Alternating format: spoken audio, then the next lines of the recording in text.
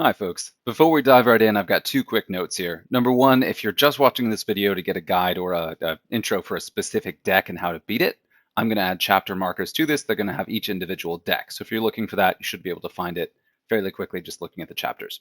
Number two, let me actually make sure I do drop some promo codes in here. And these are some codes that have been around for a minute and some are new. But to redeem a promo code, you click on settings in the top right, click on redeem a code. And then the codes that I know for sure, I believe this is one. Nope, okay, yes, so play on is one.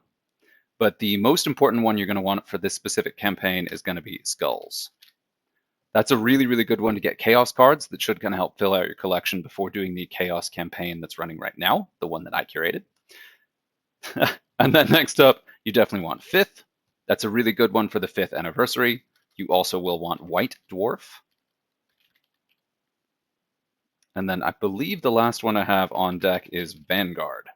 And now all of those should give you a pretty decent stack of free cards if you haven't redeemed them already.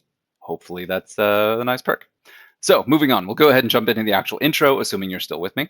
So again, I am Casual Dad Games. I curated the current campaign in Warhammer Combat Cards, and that is Dark Imperium, which I'm really, really excited about. I was actually invited to curate this because I have been YouTubing for a while, very informally, and have been doing guides for Warhammer Combat Cards for about 2 years here. Now, if you haven't seen it, I did already record a video that showed the actual spreadsheet used to plan these. So we had a spreadsheet and it said we were told what the faction we were supposed to be planning for was, and we were given a points limit that we had to hit under a certain number of bodyguards. So that's kind of the framework that dictated what was in all of these decks no matter what. Now, beyond that, the choices I had to make, I really went heavy on theme. I talked a lot about that. I wanted to do individual chapters. I wanted to do specific subgroups. I wanted to do warlords with their specific curated bodyguards. I wanted to do a lot of this so it really felt like you were playing the campaign of the fall of Cadia, where the forces of chaos and Abaddon's 13th Black Crusade actually took down the core planet of Cadia. So that was the whole thought behind this. And the key reward is going to be this guy here, who is insanely good. If you've seen him, there's a new Great Unclean One kicking around, somewhat new Great Unclean One kicking around, that has Psionic Blast and Poison, which is a super powerful pair of traits. But then this guy is now a free reward. There's a free box with him in the store. I definitely recommend picking that up. And then also you get him as rewards for playing missions in this campaign. So even if you lose one round, it should be enough to pick up Naxos Foul Touch, and he should be a really great asset to finish this game, or to finish this campaign. So what I'm going to do here is I'm actually going to sit down and I'm going to chainsaw through all 20 games of this campaign, and I have a couple rules. So I want to do this without using Lords of War, aside from the rounds where you're required to play as, I believe, Supreme Commander Abaddon. And then I want to do this without Supreme Commanders and without any Lords of War. So I want to use just cards that are in the general card pool or who have been recent rewards either as part of this campaign or recent campaigns before. The goal here is to put myself in the shoes of the players and to make sure that I'm kind of experiencing this in a way that free-to-play players experience the game. One, because I want to do that, and two, just because I have been watching the feedback today, and it's been, the vocal parts have been negative, which is really unfortunate. To be totally honest, when I designed this deck, I was really excited about the theme. I just went for it, and I really was hoping that it would be cool and interesting. And there's cool and interesting stuff in it, but what I've heard mostly is that it's a lot more challenging than I'd intended. And to be totally honest, when I signed off on this, I actually was thinking that it was going to be too easy. So on the one hand, I'm kind of relieved that it's not too easy, but that's not what I was going for. So that is unfortunate. But anyway, I've got tea, I've got beer. I'm going to bang my head against this, and hopefully this will be helpful, and I will talk through kind of each level as we go through it. I do want to shout out Vulcan. Actually, so just to talk about it, the modifiers here, it is a 400-point max level event. So every single card will be max level, both on your side and the opposing side. It is, again, Chaos versus Space Marines. Special requisitions, you have the full 400 deck points and full 8 bodyguards, forged by me. And then it is Apocalypse, so it is significantly harder than normal, but the rewards track is excellent. And I wanted to go ahead and build out Vulcan Dynasty's deck as one that has been very effective, and I believe he beat the campaign with this. Yeah, so we've got the Mask, is a very good warlord with cards above a certain threshold of health attacking first. Then we have, of course, we have Naxos because he's crazy good in that 24-point slot. Boop. Then we got the chicken, a classic mainstay of Chaos.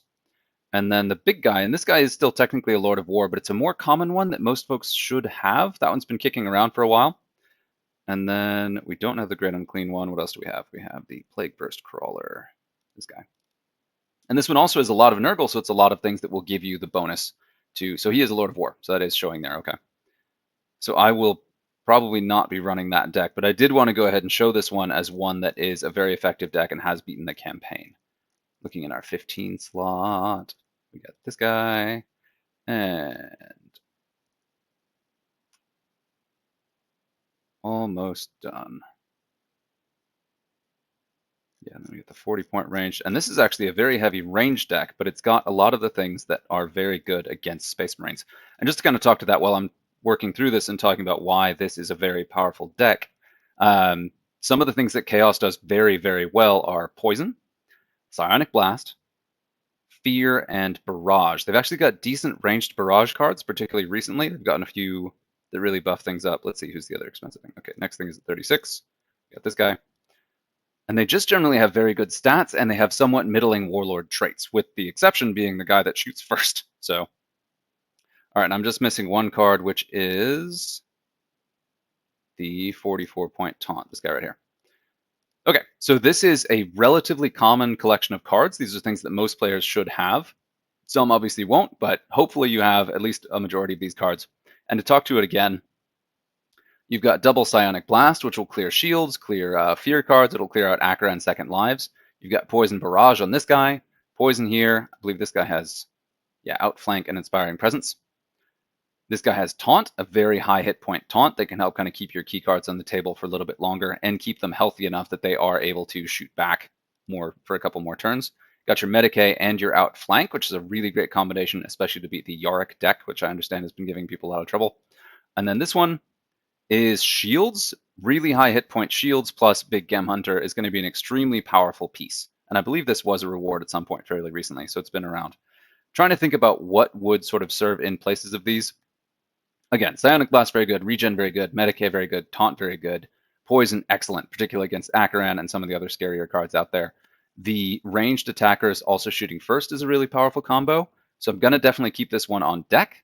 But for the first round, what I want to go ahead and do is be super in theme, because this starter set was Nurgle, and it was the introduction of Gloggothrox the Foul and Acheran and his Primaris Marines. So I really wanted to do that, and we're going to do Nurgle, and I will see what I can do with my particular modifiers of not using Lords of War, and see if I can fill out this deck. So obviously I want him, definitely mention that. This is one of the best cards in the game. And I'm leaning on the most expensive ones to see if I can fill that 400 deck points, and I may not be able to with just Nurgle. Throw you in there. Still got 89. What do we got? And I believe I threw a chicken in here. Yeah, because again, I mentioned how good that Psionic Blast is. I want to go ahead and throw it in there. And then the cheapest card in here, I'm going to throw this one out. We got 48, which is just enough to pop this guy in here to get a little target acquired. So this is the Nurgle deck I'm going to go ahead and run. These all should be relatively common cards. They are all in the card pool, so you can get them. All of these I've gotten in card drops and had for quite a while, particularly this guy I've had for years. So I'm going to go ahead and give it a try. We've got a lot to chew through, so I'm going to try to keep track of my thoughts as we go through and hopefully don't repeat myself too much. So round one will be against Acheran. First Acheran. And there are a couple key things I wanted to make sure to note here. For one, there are a handful, I should say, of bodyguards and warlords you will not see at all. No Vol, no Lion. They will not be in the campaign at all because they were not released at the time of this edition of Warhammer 40k. And I wanted to stick to that as best as possible to make sure that, pop you over here, I wasn't necessarily lore accurate, but really kept to the theme as much as possible. That's something I really wanted to do. Let's modify that speed up. Yeah, there we go. Boom. So we saw my hits back. I'm just going to talk to this. So the poison will really help clear these. And I'm playing it safe with Psychic. There are not very many Psychers in this campaign, especially on the opposing side, with one notable exception that I will talk about. And you will see I really focused on the cards that were actually in the starter set or released shortly after, especially the Primaris Ultramarines.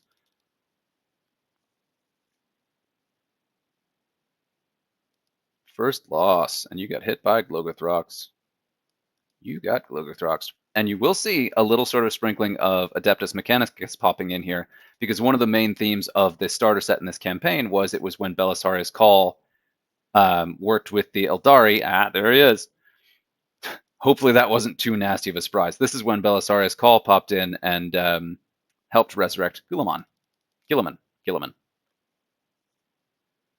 And so that is, again, the theme of the campaign is actually that moment in the lore where Cadia fell. There was this really cool thing. And then you got Guilliman back, a Primarch, back in the game, back in the wild.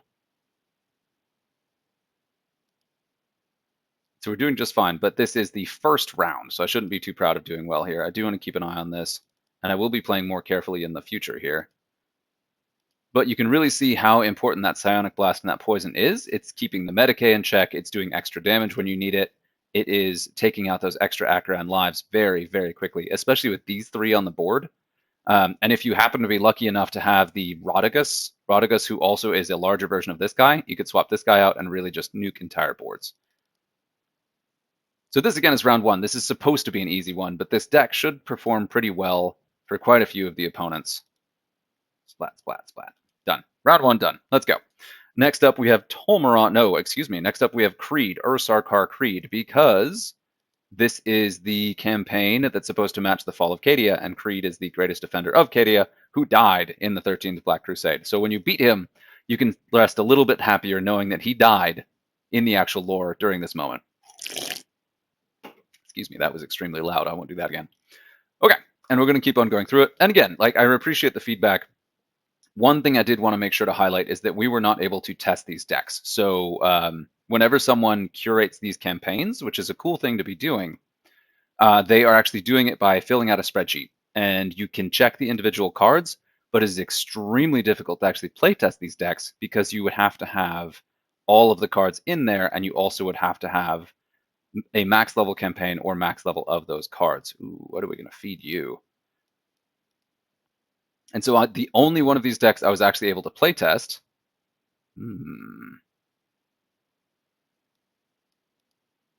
was the Creed II, which people are apparently upset about. And that one I was able to test during an actual max level campaign, so I was really pleased that I was able to test that. And it's one that I was a little concerned would be too powerful, and maybe it is, but I was concerned it'd be a little bit too strong. And we'll talk about that in a second. I was concerned it would be too strong, but it was such a cool thing. I wanted to do it, so I playtested it. And when I playtested it, I got stomped so very hard. So, and here, that target acquired is hugely important. I'm able to really hit that Dominator and take it down. You got target acquired, you got poison, and that does double duty. Number one, I am not bouncing the Dominator because Creed's ability is to redeploy his cards. And number two, I'm taking down the Dominator so it doesn't come back. And Krell, I was really, like, you never see Jaren Kell, even though he is the right-hand man of Creed. So I was really excited to be able to pop him in here. It was just kind of a fun little side thing. So anytime you see Creed, you do see Kell, I think. Krell? Kell? Kell. And I'm definitely taking some damage. I'm definitely losing some cards, but I am also playing, also playing Glogothrox, where as I lose cards,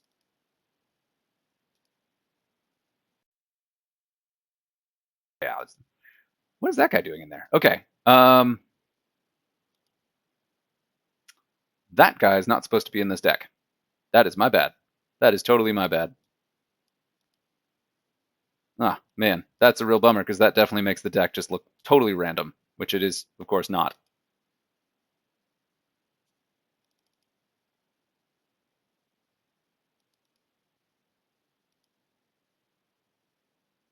Ooh, there's a lot of melee. Oh, yeah. Oh, yeah, we got you. We got you. I even still have my Glogothrox in the deck. So I shouldn't be cocky. I haven't finished this yet. These guys will actually get a chance to redeploy.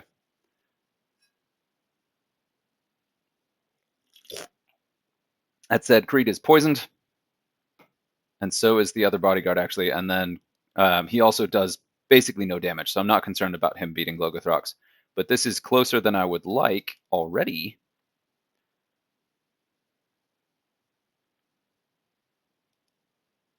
Creed himself gets to redeploy a third time. There you go, buddy.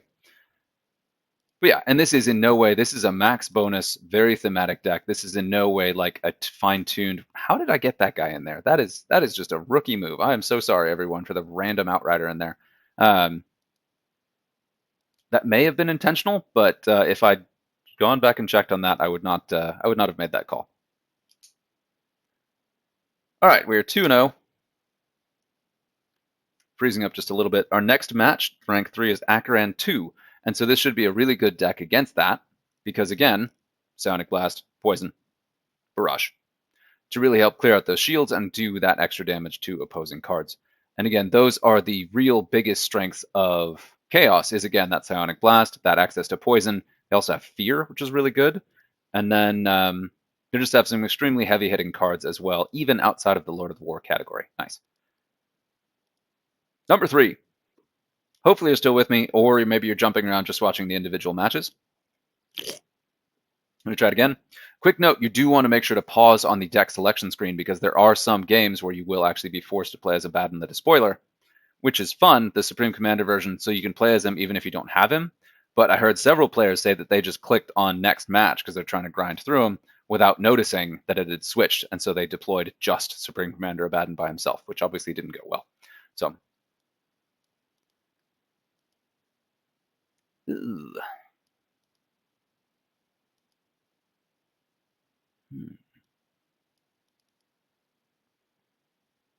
Acheran. And one thing about these campaigns, it's always a bit of a challenge, is deploy order can be hugely important one game to the next. So if a deck beats you, there's every reason to try that exact same deck again, just because it will not necessarily beat you the following time. Whoa. Even if it's the exact same deck, just because the deployment order is going to make a pretty significant difference.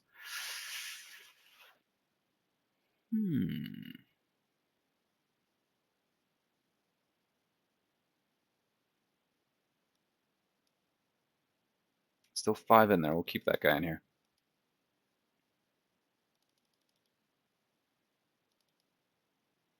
And that poison really doing a lot of work here. Got Taunt, man. Some of these new cards, this is pretty cool. And hopefully I'm not wasting anybody's time here. Again, this is my first chance playing this too. It's the first time I've seen any of this. I was, again, super, super excited to do this. And I do apologize if it's given anyone a really hard time. I'm very sorry about that. Oh, God. Okay. But it is funny even looking at this, because there are definitely things that I very intentionally did not do. One of the big ones is it's very common in any of these Acheran decks to see both Tigris and Cawl, especially the late in the stage campaign rounds. Oh, nice. He just fed me that one. And so I didn't do that. I did not want to do that. Yeah, we'll save that guy. Because it is always very weird to have just the Space Wolf Psyker just wrecking your face when you're playing against Ultramarines. That's a big thing here, is I really enjoyed the thematicness of this. Just being able to do this where every single match, supposedly, aside from a random Ultramarines Outrider in that last deck, really stuck to a very firm theme. Because we've talked a lot, and very recently we've heard a lot of commentary from the actual designers of the game about how much they were going for kind of that army in your pocket feeling, right? So they wanted everyone's collection to feel very unique and very personal, which I think they've done a good job of doing. But in doing this, it was pretty cool. It was pretty wild to see that there is very much, while there's kind of an overwhelming number of cards, there's also just a ton of space still to give everyone enough cards to do their individual collection, which comes up in the next couple matches when we go up against Tolmeron. But next up is Creed II, and this is one where I think Glogothrox is a really strong choice, and we'll see why in a second. This is one that I heard one specific player just quit the game as soon as they saw this match, so we're going to see how this goes and watch it be my first strike. But again, I'm still using Glogothrox, who supposedly is one of the worst warlords in the game, and I'm running just a bunch of Nurgle, and then 1 or 2 extremely powerful Chaos cards that should again be accessible. Let's do it. Round 4 of 20. If you're still with me, I really appreciate it, and hopefully you're having fun. So, running the same deck, we'll see how this goes. I will say that this is going to be a very important match for that target acquired. So in this round 3, 4, you really want that. Look, it's a teeny tiny Creed deck. I wonder what that's going to be. So, spoilers, this deck is basically completely Titans. And I am quite shocked to see that it is Titans who also somehow have higher initiative. So this is unfortunate. So I don't understand. Like, I'm very confused that these guys have higher initiative than the Nurgle one. But I guess Nurgle cards have very low initiative. So let's see.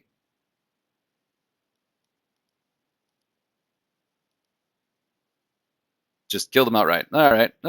Oh dear God. Okay. Yeah. So this is the one that I was able to somewhat try in a max level campaign where I was able to.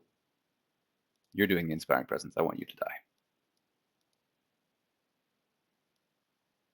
And they all have Big Game Hunter. Yikes. Okay, I see why this was definitely problematic.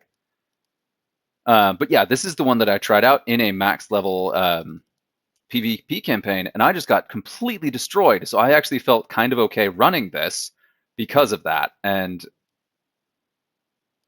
that's definitely something I should have probably double checked again, because this is a brutal, brutal deck.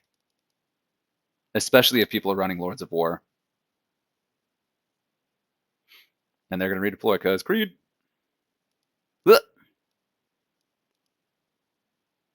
Cawl. Oh, nuts. Okay.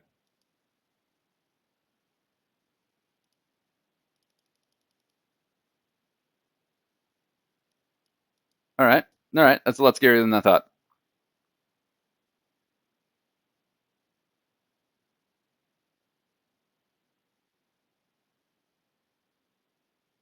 Hmm.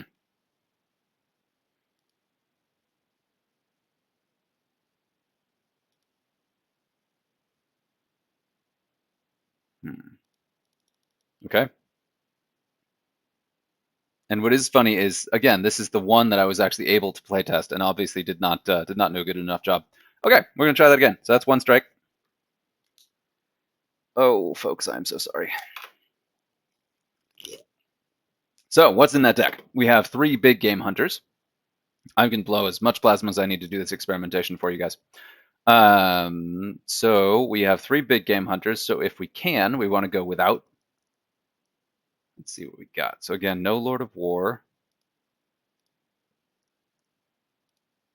Let's go thematic. Let's see what we can do. Zinch. Okay, so we want things that have under 40 cost and are fairly common. We want shields, we want target acquired, we want very durable things. So I don't know if Ahriman is going to be the right one for this particular mission. Let's go ahead and run with Skulltaker. Why Skulltaker, right? Because Skulltaker has Furious Charge, so you can hit these things really, really hard, and is really effective with Deathblow. So, is really effective with Deathblow. So he gets a whole lot of benefit even if his stuff dies. So it goes with this guy who has that guy. Yeah. So the thing is that I'll be able to hit very, very hard before my cards get lost.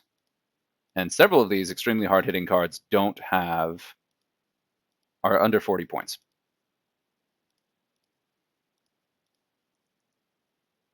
I see 100 points left then. Okay, let's look at Deathblow.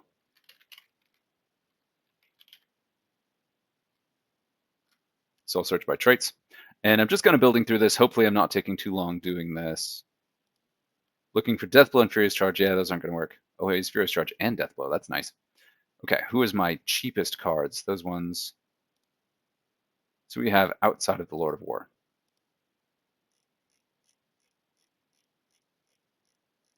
And we're going to the top here. So this guy in there. Get a little taunt, kind of keep us alive, and it makes sense to have that with your Khorne Berserkers.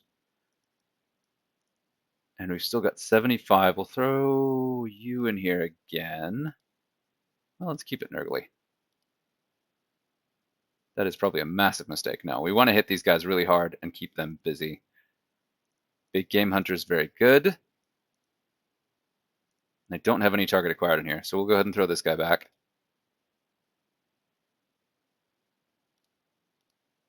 And he doesn't have Furious Charge. Because it's 72 points, which is... Excuse me.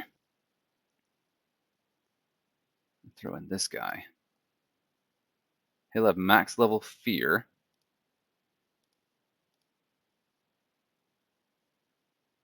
And then we'll probably take this guy out, which gives us another...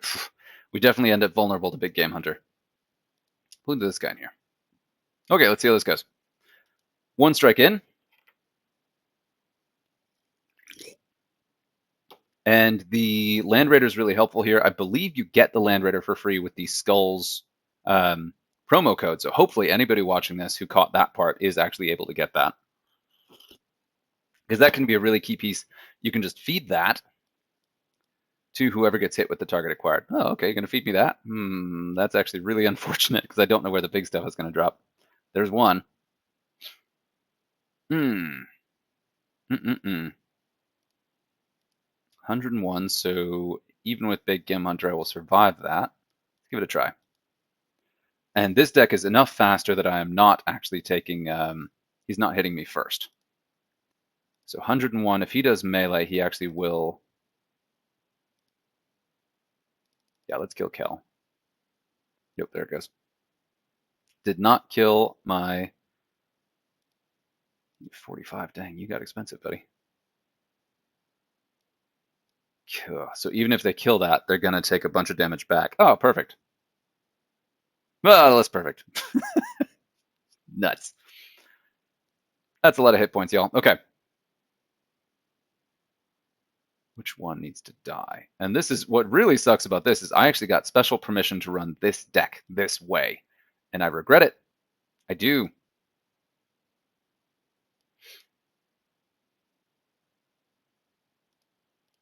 Let's see if we got enough. We did. We got one. Okay, cool.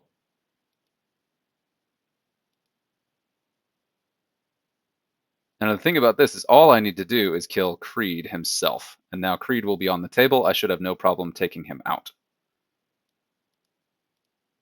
Even if it means I have to survive 2 turns with these guys on the board. We're going to switch that because this guy could potentially actually kill him. And I will hit for 87. That's not enough.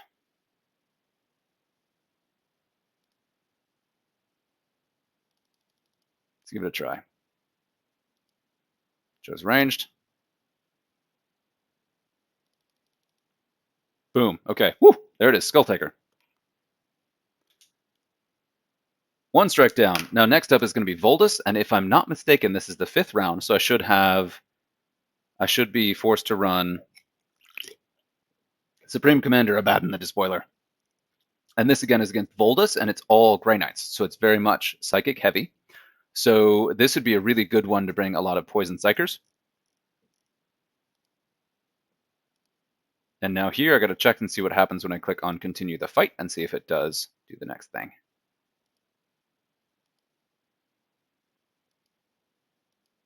And by continue the fight, I mean the button that says War.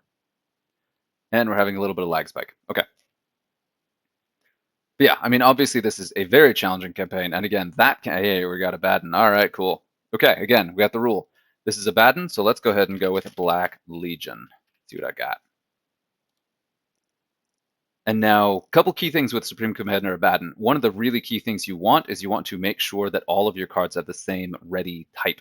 So that whenever because one of his traits is whenever an opposing card dies, you get a free ready from all of your deployed cards, which is much bigger of an advantage if it actually stacks. So if your cards are actually benefiting from the same attack type. Now that is going to be very challenging to do that with specifically Black Legion. So I'm going to fill in as much Black Legion as I can there. We'll throw this guy in here because, yeah, Harken the World Claimer. Keep it in theme. Excuse me. And then I'm looking for the highest ranged attack. So this is just kind of the way I like to do this. Grey Knights are not particularly great at shooting, so this should be a great way to do it. So we're looking at highest ranged attack is going to be these. Of them, which one gives us Ranged ready. That could not have worked out more perfectly. Obviously not Black Legion, but this guy is target acquired and outflank, which will be excellent. That works out very well. That is a very, very shooty deck, and every single one but one of them has ranged ready. Do I have another 40-point card I could put in his place? I do, but I don't really like it. So we're going to go ahead and roll with this. Cross our fingers. And you're going to see why I really recommend doing the single ready type with this guy in a minute.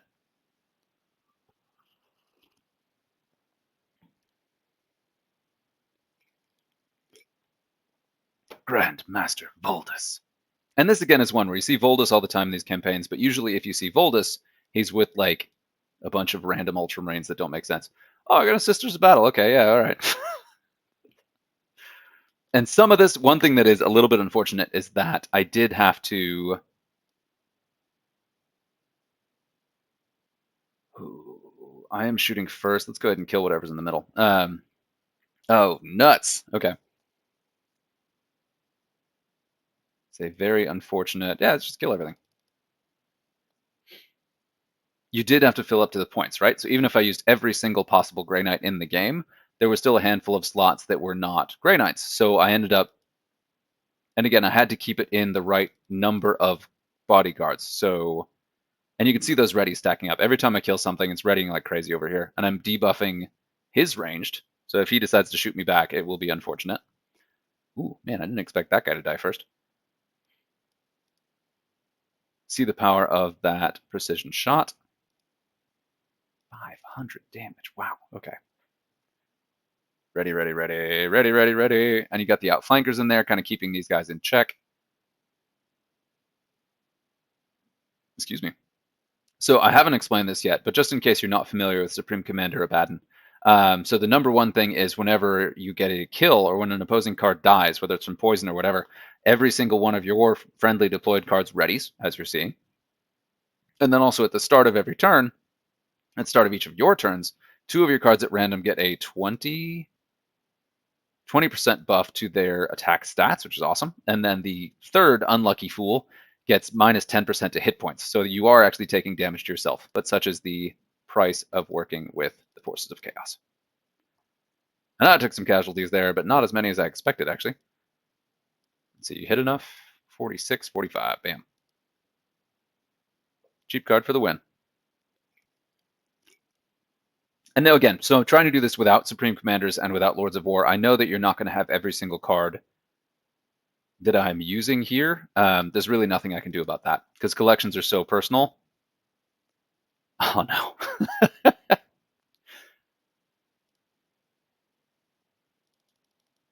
Card collections are so personal, which is exactly the design, but it does make doing guides like this somewhat challenging. You know what?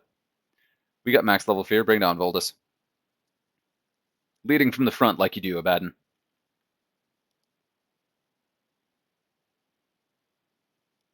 It matters not. And there's that incredible story moment of this where the 13th Black Crusade actually destroyed the planet of Cadia, this incredibly critical planet to the Imperium, and we found out even more critical than we thought before because of the pylons that were actually holding the warp at bay, releasing the Cicatrix Maledictum, this huge warp storm across the galaxy. And there's just this amazing moment where every Imperial Guard player across the entire world just goes like, the planet broke before the Guard did. And it's this terrific rallying cry, this incredible like testament to the solidarity of the Imperial Guard. But if you look at the way Abaddon the Despoiler would take that quote, he's like, oh, okay, I don't have to break the Guard. All I have to do is crack one measly planet. And he did. So there's it's another one of these really cool moments. And I'm going to go ahead and switch that. Let's kind of play around a bit. So it's one of those incredibly cool lore moments where you can take it from either side. So like Chaos has this huge victory. The Imperium gets this amazing like inspirational story out of it, but also you can kind of see how Chaos would take that and twist it in a very chaosy way. So it's I love this moment. Okay. All right, let's see. Let's see if my mask deck is still saved. Yeah, let's give it a try. So this next one, that was Voldus. This next one is Greyfax. And this was this cool moment. I was looking up the 13th Black Crusade and seeing who was involved. And let's give it a whirl. And seeing which factions were involved, and I saw that Greyfax was. It was actually the part of the lore where she was brought back into the Warhammer 40k universe. And that was this whole thing about her waking up from some kind of stasis field, and in that moment, being completely shocked by what the Imperium had become, where she saw Wolfen in particular, and was totally floored by Wolfen as this, like, thing that should not exist. Oh, this is going to be good. But then, over time, Celestine, the living saint, was able to convince her that the Wolfen were a core part of the Imperium. They were okay. And then Greyfax ended up fighting alongside the Wolfen and Celestine herself. Sorry. Greyfax ended up fighting alongside the Wolfen and Celestine herself to help in the defense of Cadia. The ill-fated defense of Cadia. And here you're seeing that mask attack first really come into play. And I'm readying a lot. And then I do have this guy in here. Again, he's a Lord of War, so I'm breaking my rule a little bit. But one key thing I want to highlight there is the value of shields, especially on a high hit point card if you have one. And then also the value of Big Game Hunter, especially in a mask deck, but just in general. In 400 deck points, you're going to just see a lot of cards that are vulnerable to Big Game Hunter. They're just a ton. They're everywhere. And this is one of the decks, this Greyfax deck is one that I really hope was not difficult. This is one where I was completely lore, and I was just like so taken with that whole plot point of the Wolfen. And that was like this really, Wolfen are always a very weird sort of Imperial thing to have. They're mutants. They're chaos-tainted mutants that the Imperium just kind of shrugs about because they're Space Wolves and because they're such a core part of, like, Space Wolf culture is the wrong word, but something like that. And peace. And so in this one, I've barely even lost a card. I shouldn't say that. That's really, don't ever say that kind of stuff out loud. I could take an utter beating here. See what you got, Greyfax. And what did the bonus end up being in this? I never actually did the math, which I should have. 50%. Okay, respectable. Whoa, reconnecting.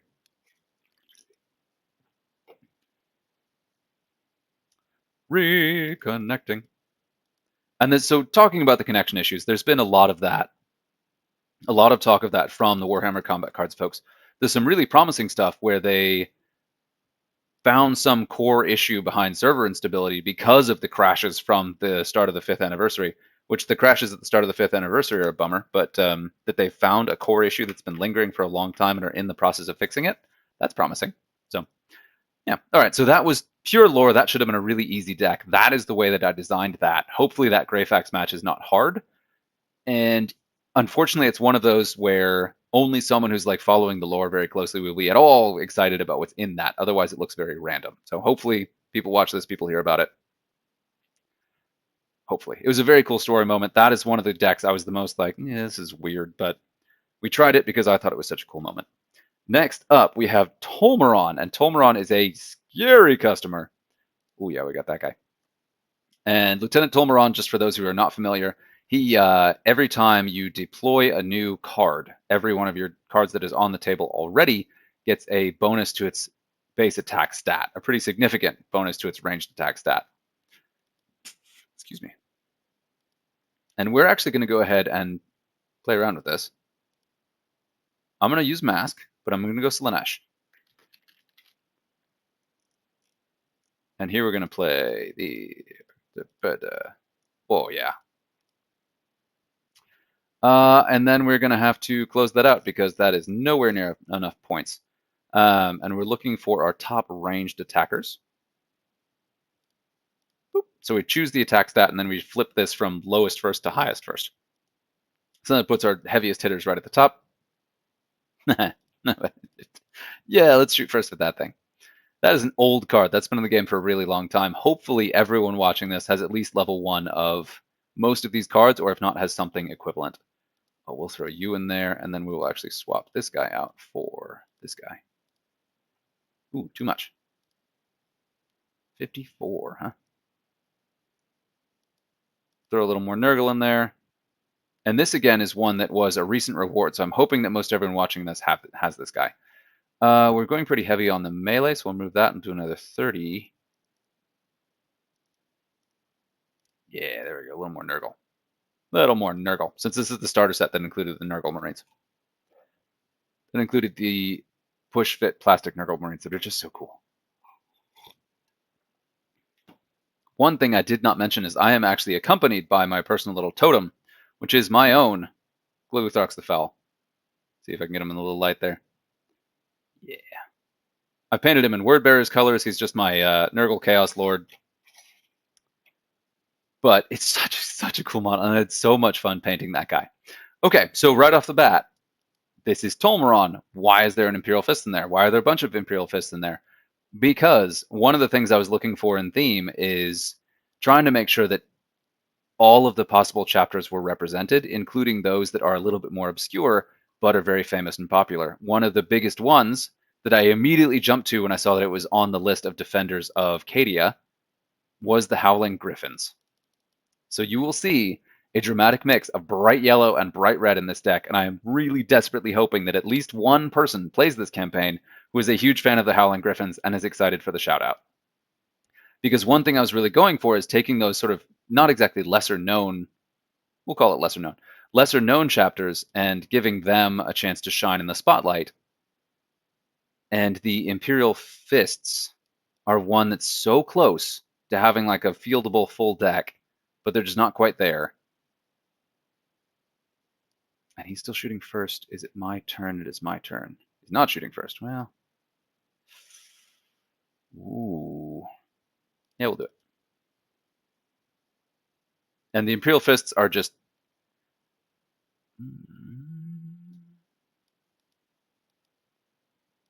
Splat. Ooh, it wasn't enough. The Imperial Fists are one that's so very... Oh, no.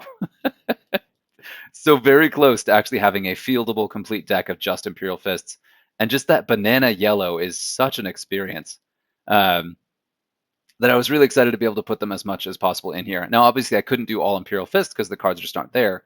So running this deck is the closest I could get, and I was so excited to do it. And I hope that someone else is as excited about this as I was, because otherwise, again, it does just look incredibly random. Okay. How hard is he hitting? Okay, we've got this. I don't actually know that we got this, but we're definitely going to find out. Tolmeron himself is not very impressive, but the one person who's less impressive than Tolmeron himself is the mask. So, ooh. Go ahead and do that.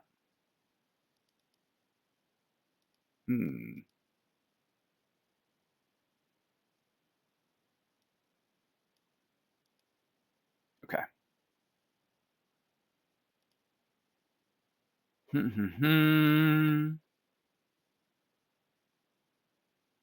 I think we have that. I didn't think that through. I'm going to lose that one. Strike 2 against the Howling Griffin / Tolmeron. That wasn't a particularly good deck. We're going to go back to the Nurgle one with all of that drainy poison. And we're going to go ahead and see how that one works. I'm only 2 strikes down so far, but I'm also only 7 rounds in, and there's quite a bit still to come. But yeah, so again, I started building that deck. I first was sort of thinking this through, and it's like, how close can I get to going pure Imperial Fists? And then I remembered the Howling Griffins and saw them on the list of... And that's another thing, too. When you switch between Warlords, it does keep whatever deck number you had. So you do have to switch that around and make sure you're deploying the correct deck. I was so excited to see the Howling Griffins on the list because I know they are such a favorite. And if you can't run pure Imperial Fists, that is one of the only other places you can emphasize yellow that importantly. So I was excited to do that. Alrighty then. And you're just going to hit me if... Man, nasty. Nasty. That guy probably doesn't need to live. Oh, okay. And he's probably going to shoot me. He doesn't hit all that hard, actually.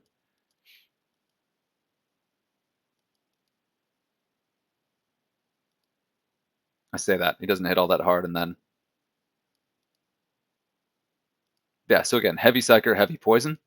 And Glugithrox, again, is supposedly one of the worst warlords in the game. but he's very good in 400 deck point modes because you can just stack on all kinds of just like huge numbers of stuff. Oh, no, that's bad. Oh, that's very bad. Okay. We do have the poison in there, which is good. I'm gonna hit you because the other guys are already poisoned. Pow, pow. And Tor Garrodon is one of the most powerful cards in the entire Space Marine faction, so seeing him he's very intimidating.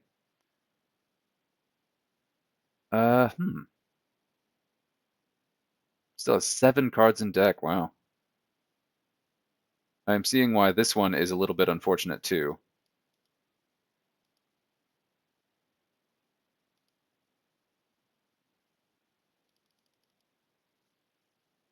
We're banking our buffs here.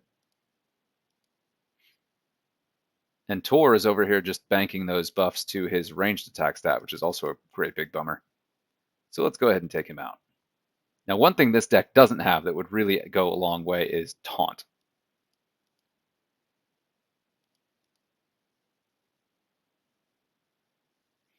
It's got a lot going for it otherwise, but it does not have Taunt.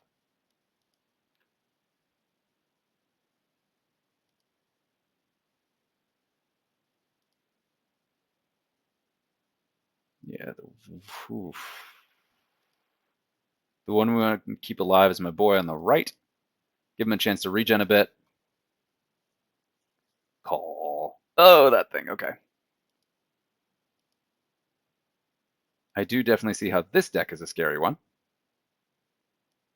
Fortunately, I've got everybody poisoned. And all I have to do is pull Tolmeron himself and then actually beat him. And so I should potentially be able to do that. But no, I don't think so, actually.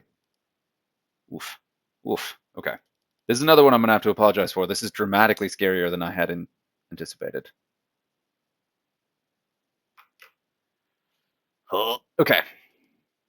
How are we going to beat this? So we got shields.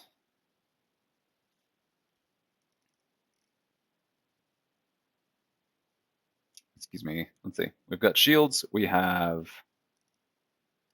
a lot of precision shot and furious charge.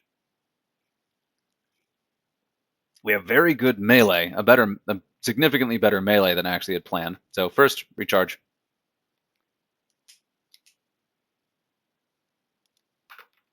Yikes. Of all decks to be the one that was the standout, just like incredibly scary, this is definitely not one of the ones I would have thought. We're going to go ahead and bust out Skull Taker. Let's try this. And now the big theme behind this deck is to try to kill stuff quickly. Some of the bigger stuff we can hit really hard and then use our Death Blow. We've got a ton of really good Furious Charge and the extra bonus like insta-kills from Skull Taker. And we've got the target acquired to kind of help us take out some of these key pieces. But again, also some of this is going to depend a lot on deploy order. Because that tank coming in when it did is one of the biggest problems. And we're going to go ahead and keep you in here.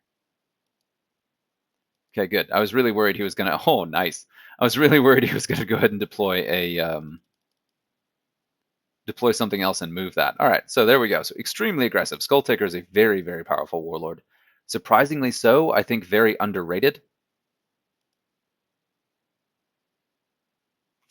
He's going to die either way. And Big Game Hunter did trigger. He's probably going to move. Yeah, called it. And just so you know this, it is dramatically more likely for a card in the middle to move than any other lane. So if you're looking at something in the middle lane, if they still have another deploy, there's very high odds that something else is going to move. Or that card is going to move when something else drops. How do I deal with him? He is over 40 points. Hello.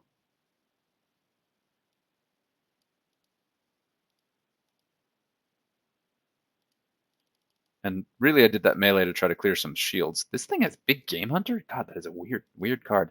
A very high range attack. That's nice. And that should be his last shield.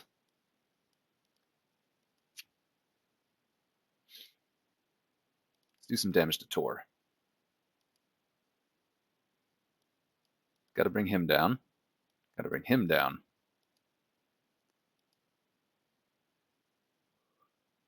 I did the one.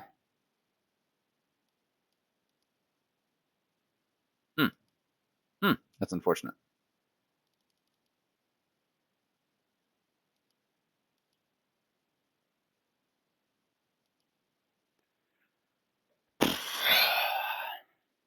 Good news, though. Tolmeron is probably actually going to be able to take me out of... Oh, God. Okay. All right. All right. And now, again, just to be very clear on this, I had never intended for this to be a pay-to-win campaign. I didn't want to do that. I didn't want to encourage the use of super heavies. I like super heavies and supreme commanders. I especially like it when they are available in the general card pool. But yeah, so I'm really sorry about this. So I have to figure out a way to take this out. I think I am going to go ahead and go with just Psychers. Psychers. We'll see what Ahriman has to say about these guys. But actually, I am going to load up on shields as well, because just holding out long enough to just work through some of the shields the other guys have, I seriously underestimated the volume of shields in this deck. And that's one of the kind of core key weaknesses that's really holding me up. We've got some extremely powerful melee characters who have just a lot of shields, and then a couple really hard-hitting, heavy punching ranged cards kind of in between. That's a good deck. I didn't see that coming. And that again highlights the critical importance of playtesting, which I was not able to do with these.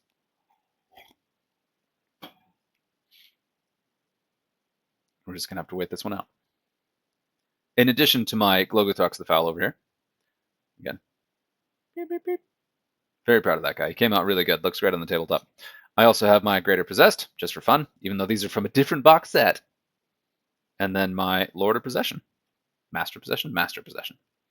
Also from the previous box set. Super, super cool models. I really love these things. And then I even took just for kicks, for moral support, I've got my 9th edition Chaos Space Marines Codex out here, just to kind of keep that. Oh, come on now.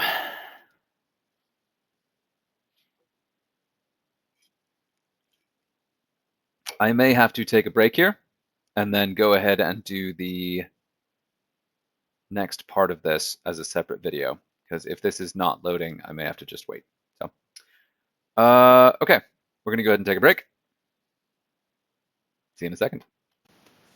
Alrighty, folks, and just a real quick recap of where we are. We are on round 7, where we've hit a wall and had 3 strikes with Tolmeron and the Howling Griffins, the mixture of the Imperial Fists and the Blood Angels, which I was really excited about and I'm less excited about now because I made it too scary. So, we are going to do all Psychers, and we're going to really hammer this home with Ahriman. Of course, this one being these being some of the most powerful. And again, just to kind of restate our rules, we're trying to avoid any Lords of War or Supreme Commanders, which definitely limits our options, but we can do this. All right, there are heavy Psychers. Those are all our area effect Psychers. Let's go ahead and look at our defensive pieces. We'll look at Taunt.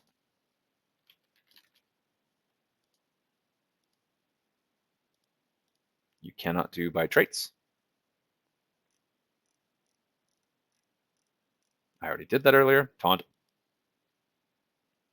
Okay, some really good taunt cards are not going to use very much of my... Ooh, yeah. So we still have 81, which will be our last Psyker. This bad boy right here. Now, obviously, if you have Lords of War, definitely be using them because they are very effective in campaigns just like this one. It is... Where are you? There you are. All right, and that should keep our Psychers on the board.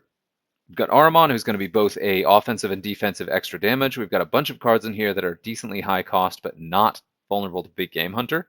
Got a little Fear, got a little Inspiring Presence. Let's roll. And I'm not particularly optimistic about Ahriman's chances here, but since Ahriman's rework, he's a whole lot scarier than he was. So let's give him a shot.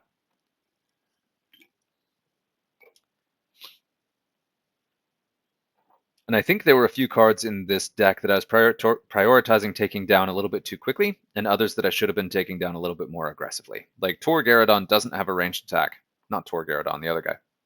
Lysander. Darneth Lysander is one of the shielded guys that doesn't have a ranged attack, so he's definitely less scary than the others.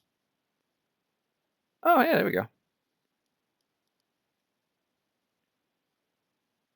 I played mine first. Let's go ahead and poison you right off the bat. And the reason I mentioned I deployed mine first is because this guy will actually attack before this one does, so I should be able to kill it outright. Not quite. Ooh, a bunch of damage. Splatty, splatty, splatty, splat. And you can see Ahriman's ability just like flinging damage and healing across the board, which is going to make a big difference, especially with all those shields. Ah, excellent. So I got to poison that. And sometimes it really just comes down to being lucky with deploy order. So right there, getting this guy early where I can poison him before he becomes a problem later is great.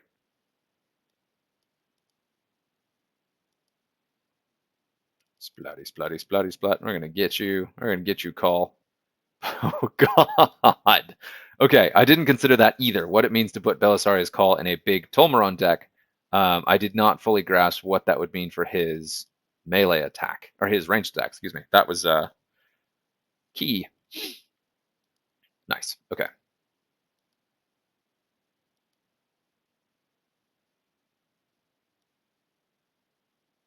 All right, so I want to give a little time for my Lord of Change over here to heal up. I haven't seen either of the really scary Imperial Fists yet, so this is a little bit unfortunate. The big game hunter on that guy really came in handy. That is awesome. And that's a wipe. Boom. Oh, wow. Okay, so even though this final board is really scary, again, that draw order made a massive difference. So that this is what's left is great. I can take this out, no problem. I don't think I'm even going to get a chance to hit him. He's just going to die. Splat. Okay, so Ahriman did it. Look at that. A really psyker heavy Ahriman did the trick. Next up, we have Greyfax with our heavy, heavy Inquisitors deck. So we'll see how that goes. Oh boy, okay, that's one I really need to apologize for. So the Creed, the Knights, I dramatically underestimated that, especially even in playtesting. They did not seem that scary. And then the Howling Griffins. So if there is anyone who follows along in the deck, who watches this video, who loves the Howling Griffins with all their heart, I really hope you are pleased to see how hard the Howling Griffins fought all the way down. Next up, we have Greyfax with all Inquisitorial Henchmen, and we should just see a lot of chaff.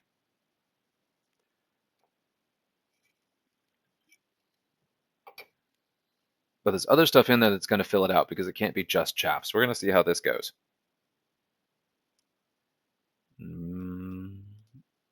And this is a lot of cards. The buff shouldn't be 45. Okay. Ooh. Ooh. I can pop you there because I want to keep my Poison Psychers alive as long as possible. Very nice.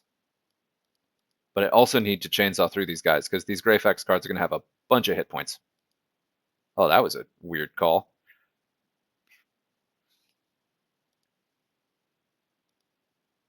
I should probably go melee against that, I guess, because he wanted to go psychic against me. So this is Inquisitorial Henchmen and Assassins. So that was kind of cool. I was like having some taunt on hand because he can go ahead and hit me with target acquired. I just already have a taunt, so it's already there. And I'm playing these extremely quickly to try to get through these, but you can see Ahriman's Psychic Blasting really making a difference here. So they're healing up.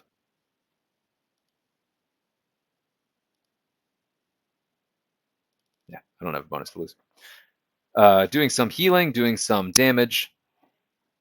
Oh, yuck. Having that against my Lord of Change. Don't love it. But so you can see he's a little bit better than Medicae, although not as consistent. But yeah, so right there, the extra damage on that is what actually killed it, which is awesome. Splatty, splatty, splatty, splat.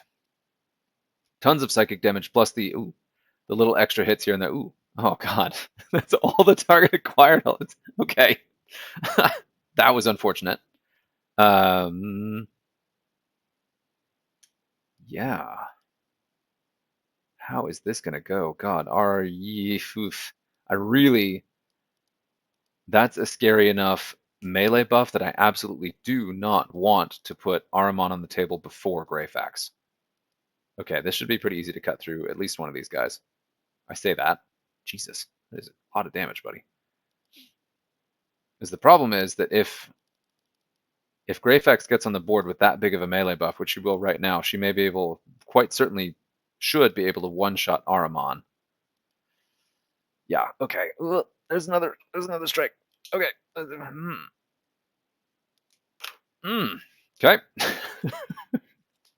That one I do feel like I played incorrectly. So there was the combination of bad luck with the targeted cards, hitting some cards that I really didn't want to go down. Yeah, and that's just on me because I knew the cards in the deck and I just did not fully consider that could take out my Lord of Change that quickly, and that was clutch. So I think I played my taunt card too soon, my big taunt card too soon, and just didn't watch the draws enough. Okay, so there are a bunch of targeted cards coming. There are at least 3 in that deck, which is problematic. There's one right out of the gate. Love it. It's going to move because it's the middle card. Oh, he's another one. Okay, all right. Oh, I played it too early last time. Okay, we'll feed you that guy.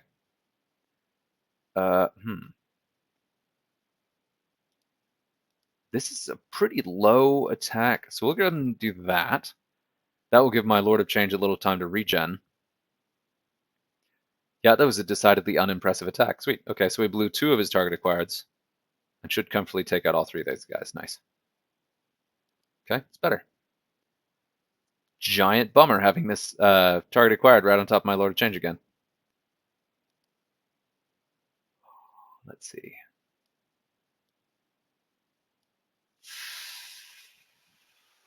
I'm probably going to regret that, but we'll do it anyway. Blam, blam, blam. Got 3 Psionic Blasters on the board at the same time. I do still need to watch out for the other targeted cards, but I've got a lot of I had a lot of hit points on the board.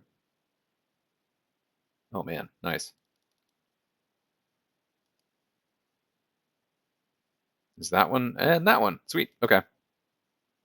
Man, this card, I definitely underestimated Umbral 6. Oh god, that is bad. Okay.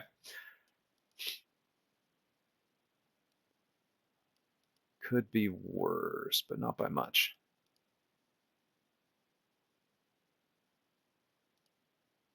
Let's see. Yeah, I'll go ahead and do that. Great. So I think there's still 1 target acquired in there, and then Greyfax herself, if I'm not mistaken. No, okay, it's that guy. All right. I think I can deal with that.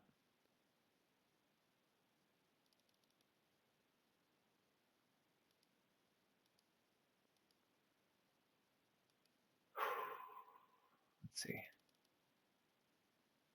And now Greyfax herself will drop, and I will basically guaranteed to keep my Inspiring Presence on the board. Oh yeah, okay, we got you. We got you. All right, and so that was just a matter of draws. Let me go ahead and punch you. There we go. Ahriman swings his stick for a mighty victory. So again, one of the things I'm doing here is I'm going to get some strikes, and that's okay. I want to go ahead and record those moments so that you can see them, and so again, you can see the experimentation without having to go through it yourselves and risk the strikes. I'm sitting on enough plasma here that I can reset a couple of these strikes. I don't mind doing that. I would rather go ahead and show you these fights so that it's a little bit easier to know what you're up against, see kind of the ways to beat it, rather than struggling against it yourselves. Next up is Logan Grimnar in a pure Space Wolves fight. So it is going to be brutal. Very heavy melee. And that's about it. So how am I going to deal with that? Do I do the same deck I just ran? We can try it. Let's actually see how Ahriman does. Actually, you know what? Just to try it, I'm going to go ahead and do a pure Black Legion Baby Abaddon deck.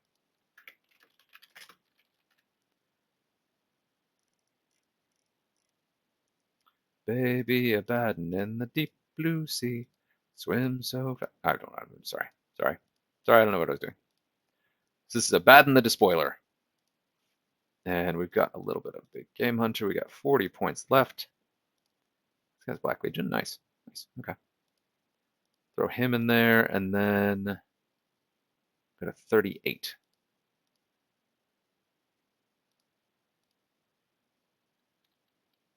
What do we drop for that? And I want to take Harken the World Claimer. Give me...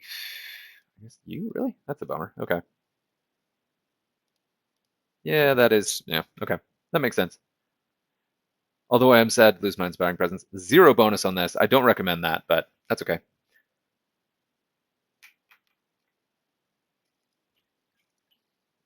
I did want to run some themed decks that were very much like Black Legion.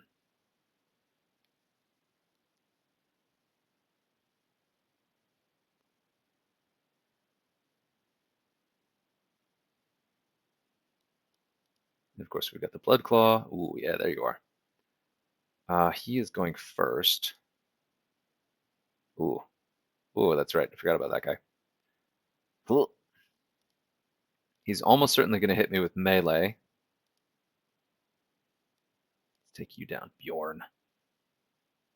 The Fell-Handed. And that, I did want to go ahead and make sure to highlight that outflank is a really powerful ability in these campaigns, because it can really help soften the blow and the damage you're going to take from some of the scary guys. Oh, it's a bummer. Big tip with Logan. Don't leave your cards injured, because he gets a lot of extra damage if he hits something adjacent. So if his damage overflows, right? So if he hits something that is next to one of your really powerful cards, yeah, and the overflow damage he does is, I think, 1.5 times. Yeah, 1.5 times. So if he hits one of your cards, ooh, they're both there, and kills it, any damage he does over that card's hit points will be dealt to the adjacent card 1.5 times. So you don't want this. Yeah, so that almost got this guy killed. Oh, Murder Fang.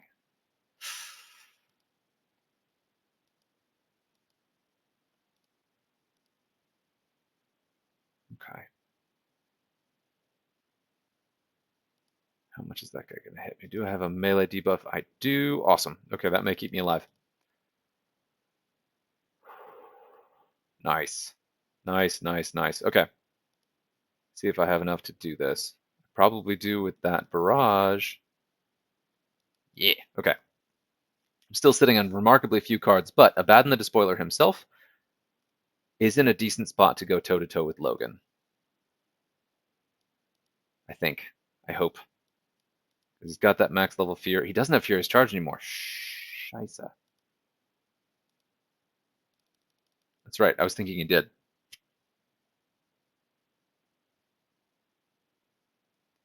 Now, if I survive this Furious Charge, and I did, it is possible I can just take this guy out in one. No, not enough. Fingers crossed. Fingers crossed that Logan plus the other guy is not enough melee to kill him. It is not. I think I got this. Ah, first try. Take that, High King. We did it with Baby Abaddon. Baby Abaddon and a pure Black Legion deck, give or take. I think it was pure Black Legion.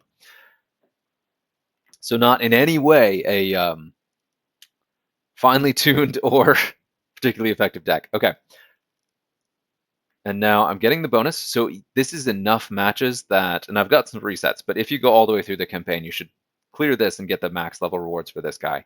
So you should get plenty of copies of this guy in this free rewards track, and then also in the actual rewards track itself. I believe if I go back to the campaign, I'm actually getting more. Now, next up is going to be Canoness Viridian, pure Sisters of Battle, which is great because Sisters of Battle are a bit iffy on melee attacks. Some of them have very powerful melee attacks, and some of them don't. And so I'm going to go back to Glogothrox. Ah, this is one where I have to run Supreme Commander Abaddon. That'll work. Okay. Yep, I had that marked. That should be just fine against this. And for those who don't know, Canoness Viridian is the one where anytime one of her cards dies, one of her deployed cards at random does a melee attack at 75% of its melee attack value, which can be really brutal depending on what that melee attack value is. Not great on that one. That's just 60%. I'm going to go ahead and pop this here. Ooh, yeah, I see you. We're going to take him down because we want to go ahead and get those shields off. So again, these have negligible melee. It's not nothing, but it's not enough to really particularly worry about. And there, boom. Really supercharge my next ranged attack. I do have a lot of shields. Now that may be an issue here that I am going to have to deal with in a second. How many shields got? 3. How many shields got? 4.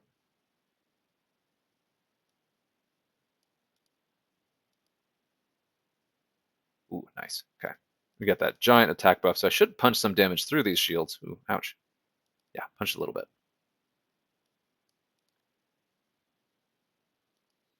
Celestine! Now there's some actual melee damage. And one thing about the Canoness is she's got a lot of cards. Bummer. Nice, we got one down. Sweet. Ooh, God, look at that ranged attack. So ideally, I want to hit something with barrage, but I think that, I think all my barrage cards are dead. Oh, that's a bummer. And that does cost 50. Okay.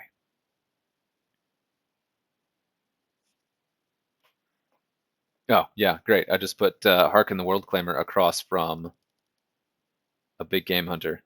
That was a big mistake. That is a ludicrous number of bodyguards. Okay. Yeah, you know what? Let's do it. Perfect. Another thing I didn't mention about Abaddon's trait is that he himself cannot take damage from the buff thing he's got. Can we beat this? Maybe. Now this is one where you definitely want to run your AoE Psychers with poison because that's a lot of fear. Wow, God, that's so much. This again is one of those decks that I assumed would not be all that scary. Obviously, I was wrong. Let's poison the bejesus out of them. There's another strike. Yikes. Okay, so for those following along at home, that is 5 strikes so far. Okay, so we are going to redo that Abaddon deck for psychic attacks, and especially leaning on the poison psychers. Reset. Because it is Abaddon. It's Supreme Commander Abaddon. And I am sorely tempted to bust out some Lords of War here. But okay, so we're looking at things that do psychic buff. I'm just going to go ahead and load these in, and then I'll replace them as they get more powerful. So we'll do that. Do that. That's actually a great one. I should keep that one in there. Got you. What a weird selection of cards have the buff to psychic. Another psyker, that makes sense. And that makes sense. And then as we go down, I'll take my cheapest one, remove it, swap it for the most expensive. This is a weird way to do it, but it is kind of a brainless way to do it. Drop the 5-pointer, put in the 30-pointer. Ooh, nice. Drop these 2 and bust out these 2.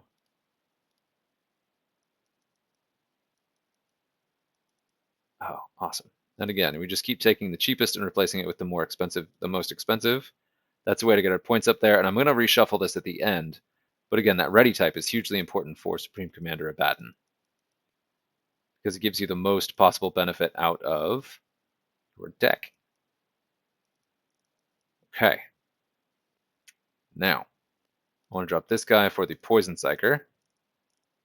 It's a real bummer that his ready type is not going to be very helpful. Oh, yeah. There he is, 24. Okay. Not used to that guy yet. And then we'll drop this guy for the Lord of Change. And that ready value, that's going to be a giant bummer. And then 13, we'll drop this guy for 39. What psychers do we have at 39? At 35? Okay. Now, how do we keep our psychers alive? We'll go ahead and get Bile in here. Oh, Fabulous himself. And this is just going to destroy my ready type, so we'll have to figure out how that goes. Let's try that. We're leaving 5 points on the table. Got a bunch of poison. Got a little taunt. And that could be 30. Ooh. Drop you and replace you with this guy, because he's got all the attack types. Yeah. And then we're still looking at 37 or 32. How good are you, buddy? Not very, especially with that Warp Surge. Okay. They do have some infantry, but no, we'll go with this. Okay. Fingers crossed. And this is probably another really good one for that Ahriman deck I did before. And of course the Mask deck to be able to attack first. And this may be another one that comes down to draw order. Just the decks that come through. It really does not look like that big of a deck, but it really is, isn't it? Comes through with Psychic ready. Drop this in here. He is sub 40 points. Cheers. Ugh. And we get a nice volume of hit points. Oh, God, that hurt.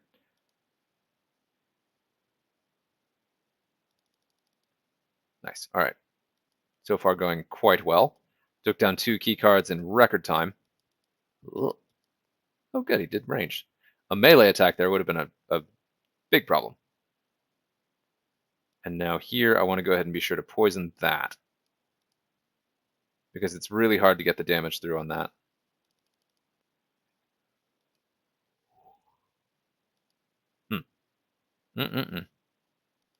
Yeah, that's a big bummer.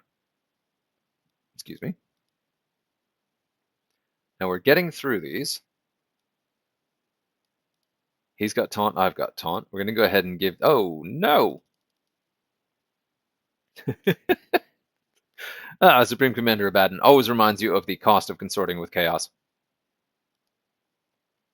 Yeah, that's just a lot of bodyguards, and a lot of very durable bodyguards. Another one that I dramatically underestimated. I knew the Canoness was pretty good, but I assumed that because the deck doesn't have a ton of really good melee attackers, that it would be much easier to deal with.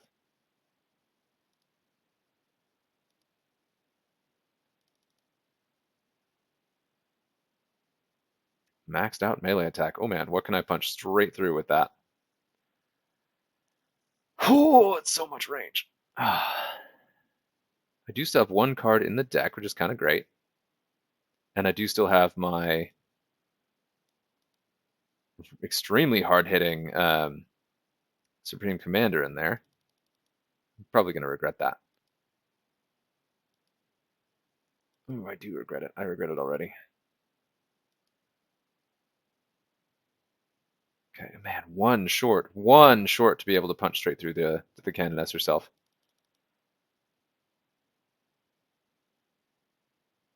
Can you close? Oh God, yeah, she attacked me twice. Okay, there's another strike. Woof. Okay, I do think I need shields, and the game has to end. There we go.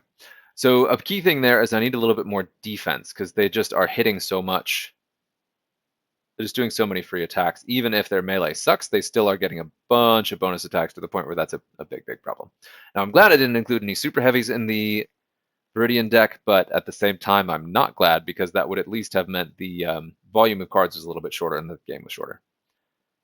So this is certainly a learning experience. All right, we're going to tweak this. This guy didn't do very much. This guy didn't do very much. This guy is good. We'll really focus on the most powerful cards in here, and then we're going to throw some shields.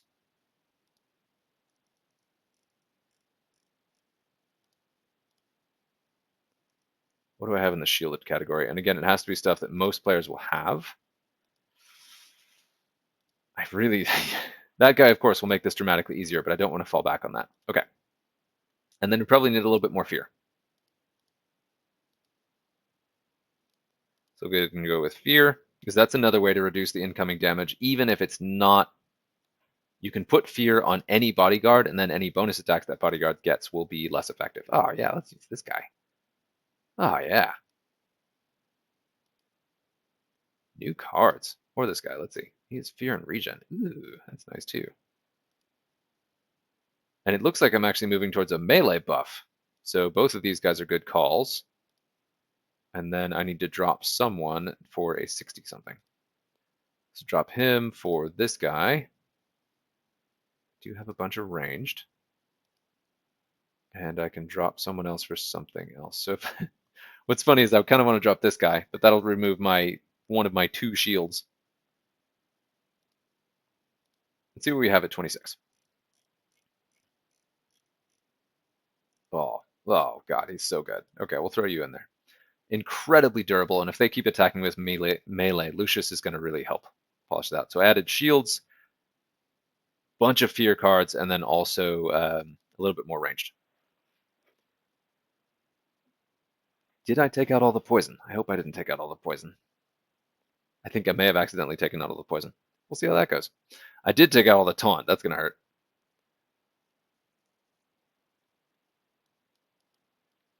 And I'm feeling that. We're on round 10. We're officially halfway through. How did... No. Why is it doing this? It dropped down to the... Oh, no. It dropped down to the base play speed? Come on, give me a chance to speed that up. Oh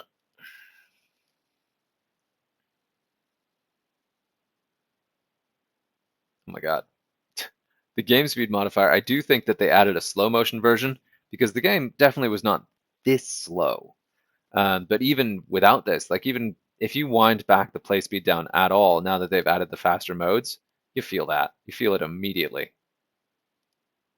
And this is good. This is going to be an extremely slow game even before the speed modifier, but I am able to bank additional hit points on my regen cards, which is really going to help them stay on the board a little bit longer. And gives me a chance to take out these shields a bit more effectively.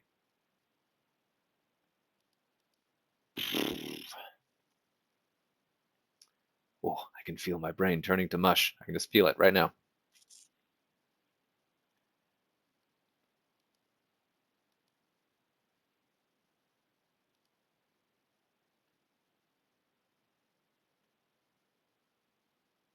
Let's see what I can do with melee.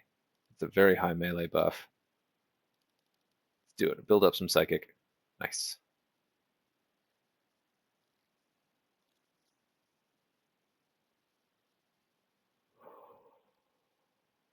We're trading favorably this time. I've taken down 3 cards and I haven't lost any yet. It's exactly where we want to be in this. But I haven't seen the scariest cards yet, and that is going to be bad.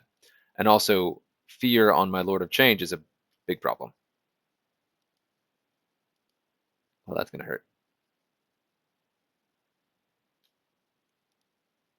Yeah, okay.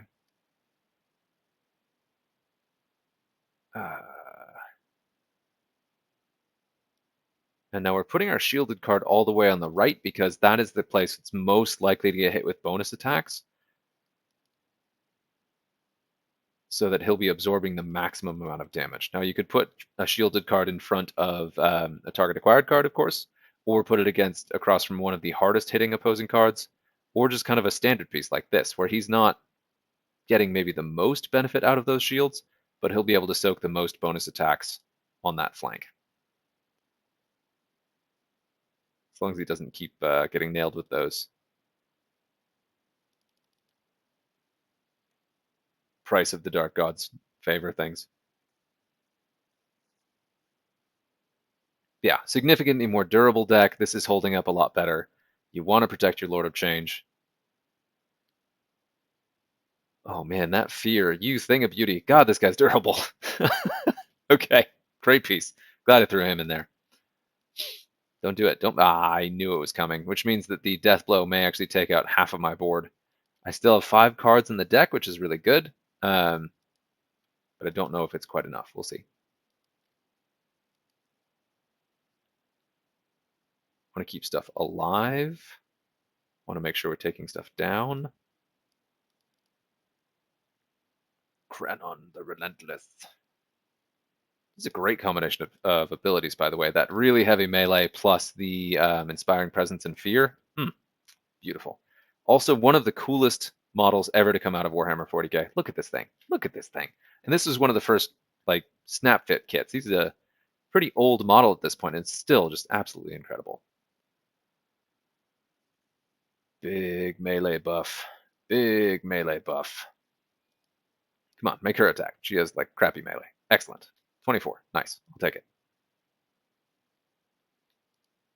Oh my god, so slow. I am so sorry, folks. I don't want to interrupt the recording in the middle of this because we're already going through plenty of strikes, but oh, bummer. But bonus, not even enough to actually take him out. That's what I get for saying that crap out loud. Dang it. Okay.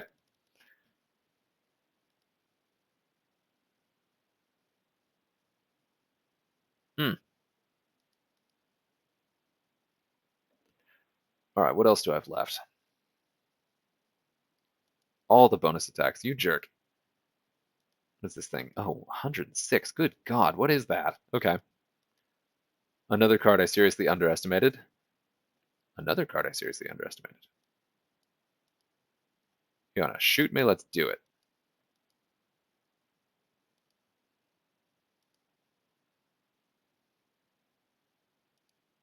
$69, excellent. And no fear, no barrage over here, and no bonus attack stat filled. So, Cranon will survive at least this round. Nice. Love to put Cranon on the board because he's one I can pretty much guarantee most players have gotten this week. That also was very fortunate because there was definitely a chance that he would just go poof on me. Nice.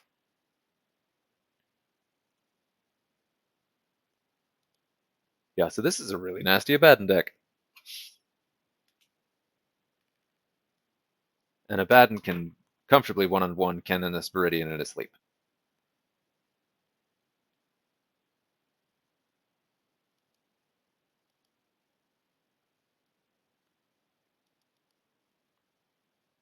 Boop, boop, boop.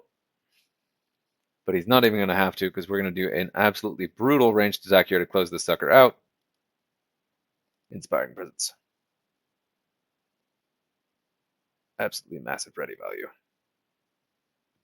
Oh, and the Dark Gods have favored us. Bye! All right, there we go. Okay, level 11 will be against Azrael and the Dark Angels / Salamanders. So good news is it's going to be a very dedicated just green Marines. Bad news is it's going to be against dedicated green Marines. So we will take a quick break. I got to make sure to reset the game to make sure that I can get that attack speed figured out. And we will be right back. All right, folks, so we had a bit of a recording hiccup. I'm not sure exactly what happened, but for whatever reason, we weren't able to record the Azrael game. I used the same Supreme Commander Abaddon deck because it's one of the Supreme Commander Abaddon levels. Heavy on the Psychers. Yeah, you can look back to, I believe it was the Canoness to see the deck. Oh, I wasn't...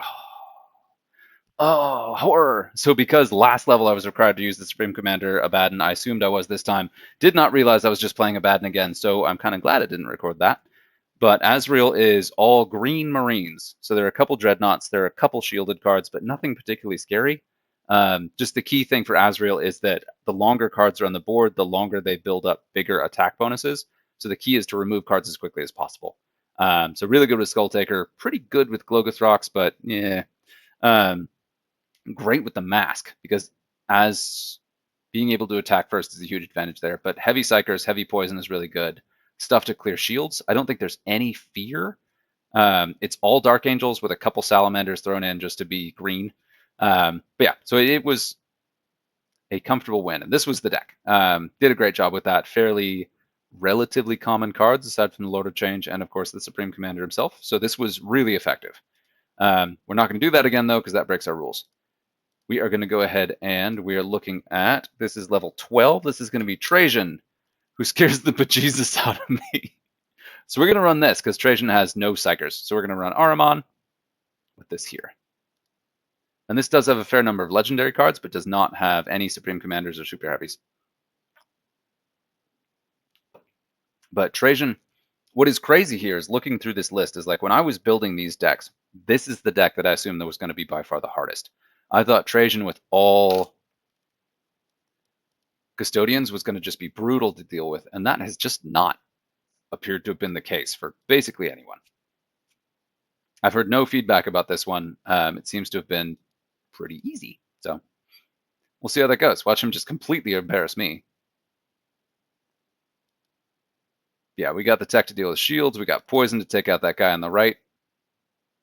And Trajann's trait, just to go ahead and talk it through, is when a card is over half health. yeah, if it's over half health, it will get a bonus to attack. If it's under half health, it gets a bonus to defense. So these guys hit pretty hard when they drop, but then as they take damage, they become tankier, but just not. They don't really gain any durability. Man, what are we gonna? Okay, yeah, we'll do that. Sorry, they become tankier, but they lose damage. So they become less dangerous as they get a little bit, as they stay on the board longer. And I'm just chainsawing right through these. Getting some picks from, oh yeah, just those random like plus 30 hit point things. Really, you feel that over the course of the game. Yeah, the buffed Ahriman is really excellent, especially at 400 deck points where you just have more time for good stuff to trigger. That's really cool. How hard does he hit? Pretty hard. We'll go here. I'm going to regret that, but I did it. Nice. So that just big old hit. Huge amounts of damage across the board. And oh, that's bad. That's real bad. And Ahriman himself hits like an absolute truck.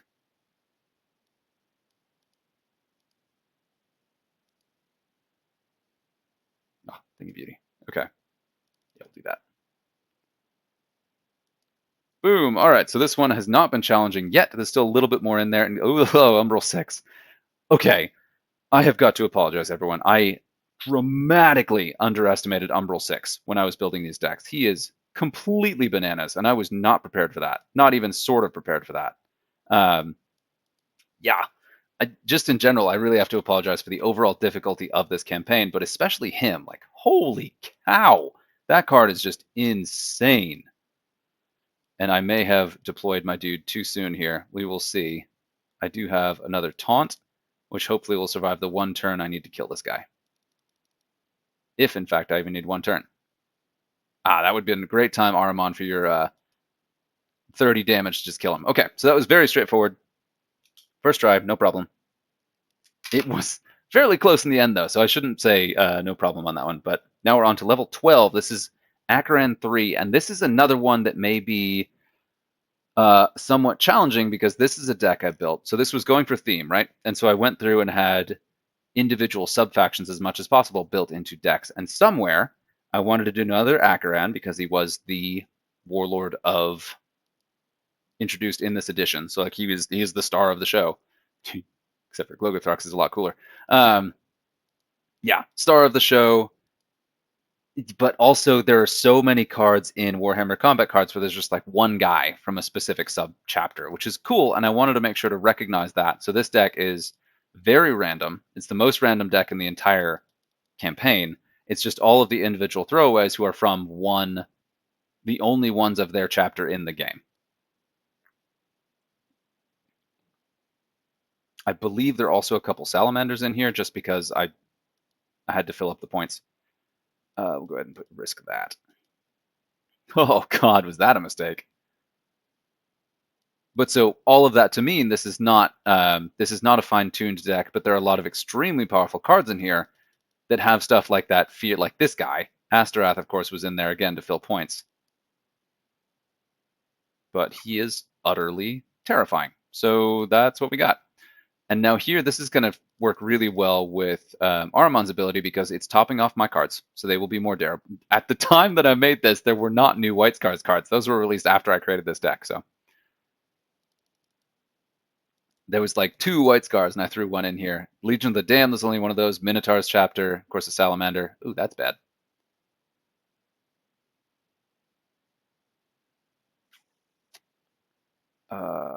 Yeah.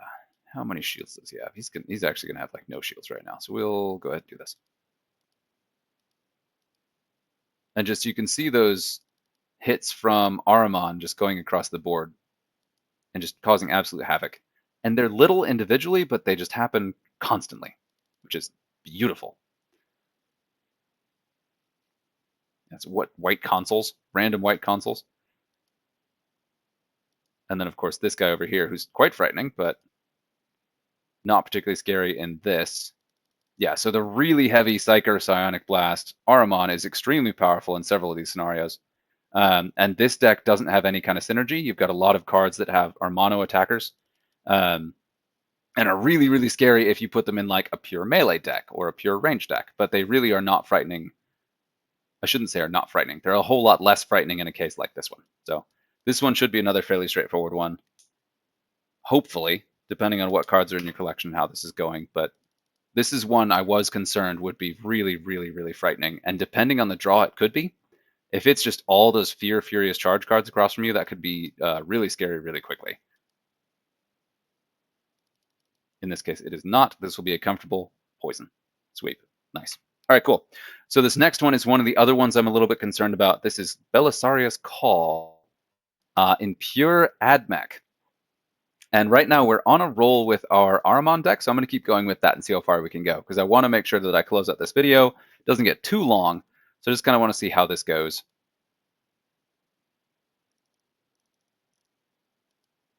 And we're getting close to the end, y'all. Home stretch. We are on level 14 of 20, so there's still 6 after this. And we'll see which ones hold me up, because as I understand it, level 15 with Yarrick is very, very, very challenging, and I'm really sad to hear that. But I've had a lot of players comment that that was an incredibly difficult one to beat. So we'll see what we get here. Ooh. And Belisarius Cawl, of course, has the ability where his cards automatically heal at the end of each turn, and they always do a minimum of 75% damage. Yeah, which is so shields are no good against these guys. Taunt is good, but has mixed effectiveness because it's not going to absorb all of the damage. Like the damage resistance you get from Taunt is significantly reduced against Cawl. But there are a couple things I made really sure not to do in this. Like I don't believe there's any barrage. Excuse me. That was really important for me building this deck, because Barrage and Psionic Blast are the things that make Cawl just completely busted.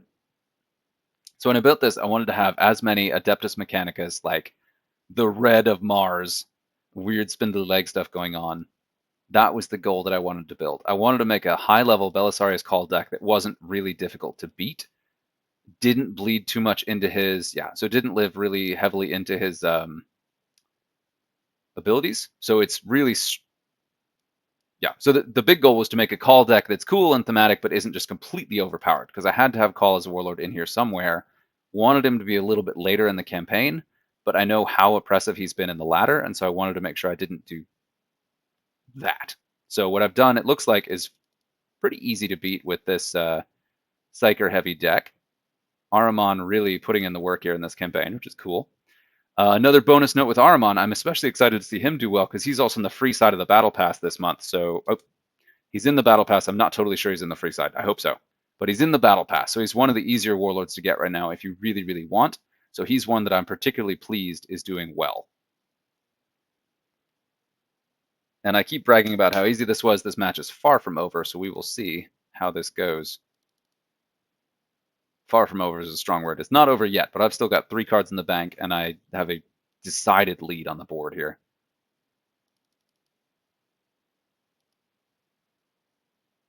Yeah, designed to be cool and thematic, really lean on the AdMech. I didn't know if there were a bunch of AdMech players out there who also play Warhammer combat cards, but just in case there were, and just because I wanted to see it, because it is really funny that every time you see Cawl, it's like, all right, there's Belisarius Cawl, here's a bunch of Psychic Inquisitors, because that makes sense. So I wanted Cawl to be Cawl on the board. Okay. This is a big moment. I'm going to take a minute to pause here, because this is level 15. This is Yarrick, and this is against the Supreme Commander, where I have to run Supreme Commander Abaddon. So far, the Abaddon deck I've been running has been pretty effective, so I'm going to go ahead and try it again. And just to show that again, no Lords of War.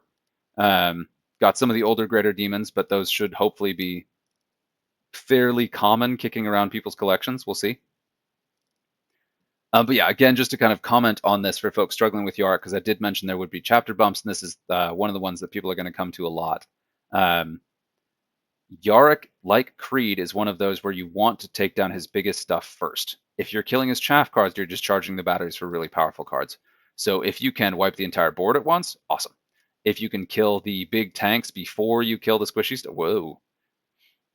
before you kill the squishies, awesome. But if you're sitting there just chainsawing through the endless Imperial Guard guys, he's going to be really, really tough.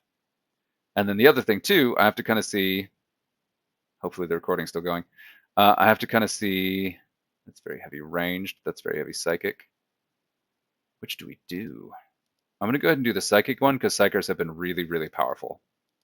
And again, I talked about the strength of chaos, and that is one of the big ones. So normally with Supreme Commander Abaddon, you want to build your deck so that the ready types match. So every single thing has melee ready, every single thing has ranged ready, every single thing has psychic ready, so that whenever you get your kills, you're charging up the primary attack stat of your entire deck. Oh god. Thanks, Umbral 6. Now, good thing about Creed is he does not redeploy. So this guy will only trigger once. So he's, excuse me, good thing about Yarrick. Unlike Creed, he doesn't redeploy, so he's not going to get the random boom. He's not going to be able to use Umbral 6's crazy target acquired ability like 6 times. So just to talk to this about the strategy I'm using here a little bit. Again, I'm focusing on putting my heaviest stuff against the tough stuff so that I am charging up his attacks, but ideally I'm killing the stuff like these first before the guardsmen. So the guardsmen aren't I'm not just charging batteries. And so if you're running Supreme Commander Abaddon, one of the good things you can do here is, do I poison these? Yes. You can include some, ooh, God, that was close. You can throw in some range debuff cards. So whenever you're getting your kills, you're also doing kind of a soft debuff to the opposing card there. Wow.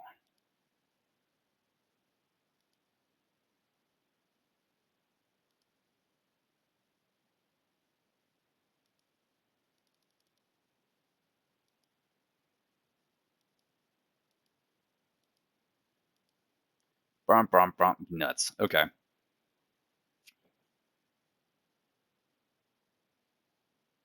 Still, that could be a whole lot worse.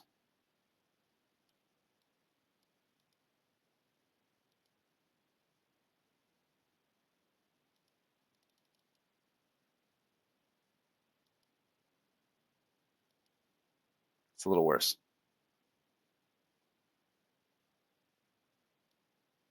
Oh, nuts. It's way worse. Okay.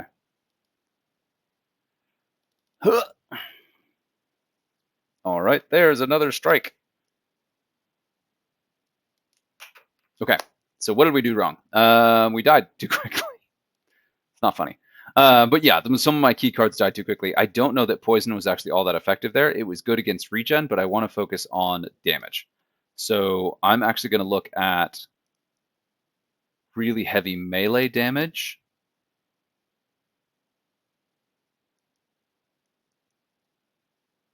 Actually, you know what we're going to do? We're going to try mask. No, I can't change. So this is a guaranteed warlord. Okay, man, that really does. Okay, so right now we've got the ranged heavy deck, which could be effective against this. Because these also have a ton of hit points. We'll go ahead and try this. Just to see it, because there's not actually all that much big game hunter in there, and there are quite a few big game things. So my big game hunters should trade favorably against some of the bigger stuff. But outflank is going to be a really strong one here. Pro tip, when in doubt, always play the cheapest card you have if you have no idea what's on the board and what's going to be on the board. And I am attacking first here. Let me go ahead and try this. So I'm fairly certain. Yeah, okay. That worked out. Now we're just going to range ready the heck out of this. He's probably going to shoot me, and I should trade very favorably into that. Yeah, nice. Okay.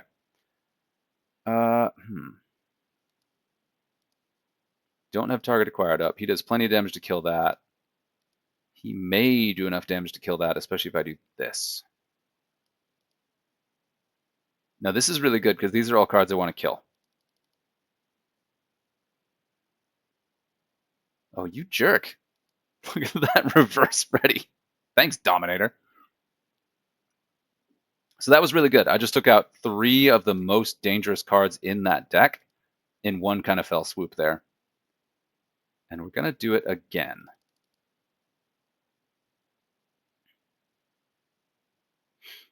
And here's the thing. So I just did kind of an ill-advised ranged attack, in part because that encouraged him to follow up and use his buffed up ranged attack, which wasted it on stuff that I didn't necessarily mind losing like that. Oh, of course.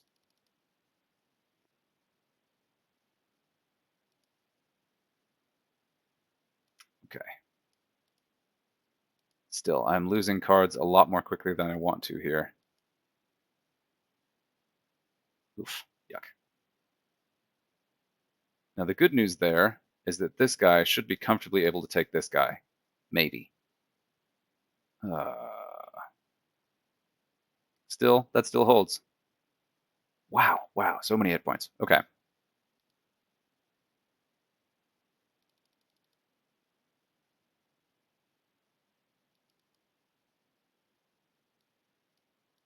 see if we got this.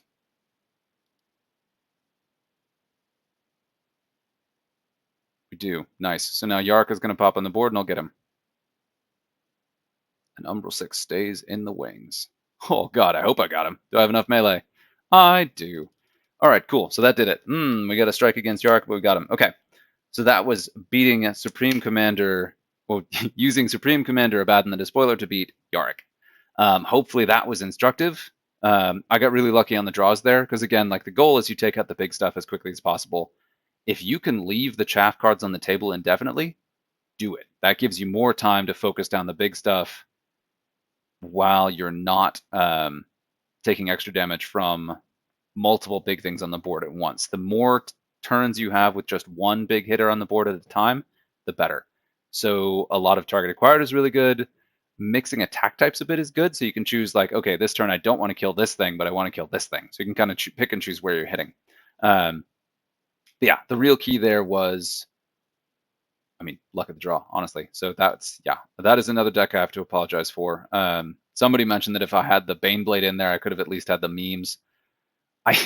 What sucks about that is I didn't put that in here intentionally because I didn't want that. I tried to avoid putting any of the really scary super heavies as much as possible, especially at this point. You do see a few of them later in the next couple matches, but I made a point of not doing that, and it seems like that's actually made the campaign a little bit worse. So we'll see. Okay, next up. And I have maxed out the Naxos Foul Touch, even using minimum buff, minimum bonus decks. And I'm not even close to done. So you can definitely max out the bonuses there. Next up is going to be Helbrecht. Oh, God. Okay. With this one, I'm going to go back to Ahriman. Ahriman has been my buddy, and this taunt card is phenomenal. I believe you get that the taunt card for the skulls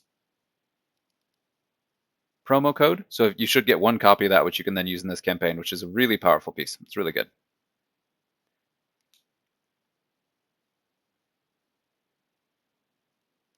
And we're again in the last 5 matches. I'm on round 16 of 20. Yep. I'm going to risky.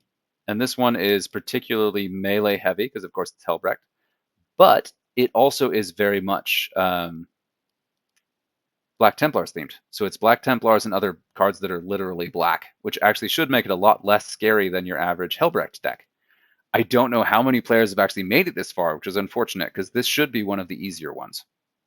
Black Templars are scary, but usually Black Templars are a lot scarier because they're not like this one. Oh, that's a bummer. And right there, that may keep this guy, that may actually save that guy. The heal from Ahriman there. Nope, didn't do it. But see, now these guys are a little bit more of your mixed attack types than you usually see in a, yeah. So there are several Black Templars cards that make no sense with Helbrecht's ability, which I really liked. That's one of the things I was going for. Oh, there it is. Okay. So there is something scary in here. Excuse me. Yeah, that's a problem. But so you just want to nuke the board as much as possible. See if we can poison that sucker. And we will poison that sucker and clear the board. Ooh. Woof. And this again, going for theme here, the big thing I was going for is to try to make sure that this was like Belisarius Call's final moves at the end. I put Cawl in here because most of the rest of the Black Templars cards were just not scary. But it does seem like they've been plenty scary. Let's see what we've got on melee. Yeah, Yeah, let's do that.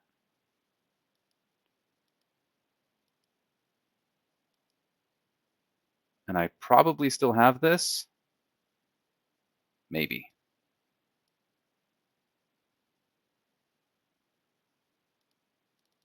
Actually, I'm not confident at all because Helbrecht himself will probably make utter mincemeat of Ahriman. But it doesn't even have to. Okay. Let's try that again. There's another freaking strike. Okay, there's another strike. Let's try it again. Now, how would we change that deck? Would we still use Ahriman? And one of the things that really hit me was a little bit luck of the draw. What other decks do we have? I'm going to go ahead and use a mask deck on this, actually.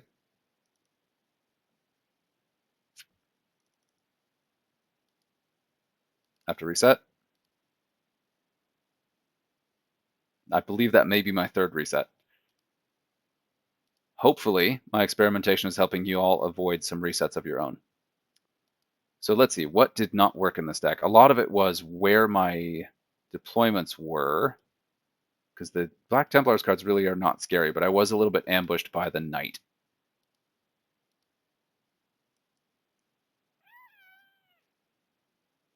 Let's go ahead and try the Mask. No, do we want to do that?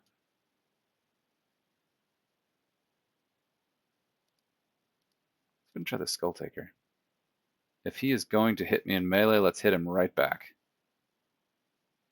Just thinking about how this is going to deal with things like the Titan. And how this is going to deal with Cawl.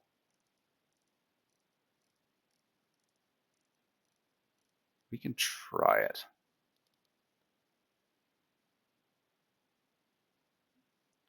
One of the cooler things about this whole process is, as much as it's a bummer seeing that these decks are a lot scarier than I intended them to be, also some of the decks I'm using to play against them are much scarier than I'd expected them to be. So that's been kind of a little bit of relief. 400-point Ahriman is no joke. Okay. Oh, good. All right, now that is good that we're starting with Colossi on the table. That means I know where it is and how to deal with it. All right, this is good in both categories because everything coming after this is significantly less dangerous. Got him with the good outflank. That will take off his... Oh, man. Go ahead and do that. That actually will make him a lot more vulnerable. Boom. Thank you, Skull Taker. Yikes. Okay. Now I'm deploying last. So we're going to go ahead and do this. Get that target acquired in there. Wow, he still didn't die. Wow. Wow. Okay. So this is not working. All right.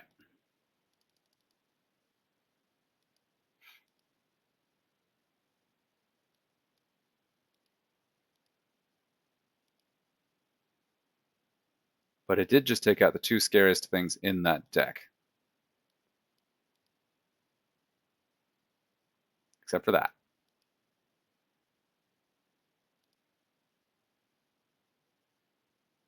Well, let's think about that. He's probably going to attack me anyway with melee.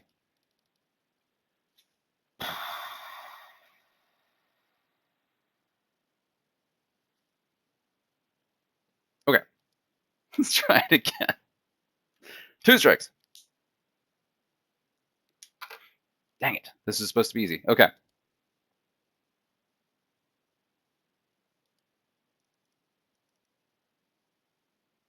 We're going to go back with that Ahriman deck. The Ahriman deck was pretty close. I think that some of it, because the area effect damage was very effective. I'm actually try Huron with all my psychers.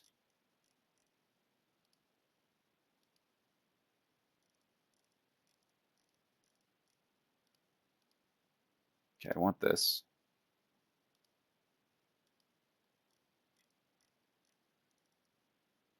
Precision shot on target acquired. On this one, I want this guy. Budget and his range, which I'm taking a lot of range damage. Then I want Psionic Blast.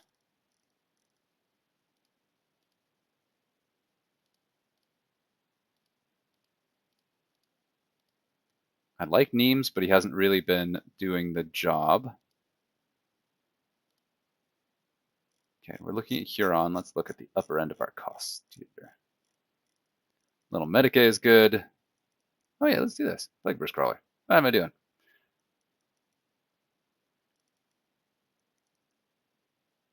Just looking longingly at the Lords of War. Okay, this guy was really good. Bile is very good.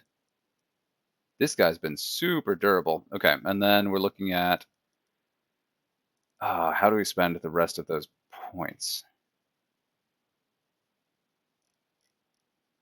Couldn't take him out. We're going to go ahead and throw this guy back in there.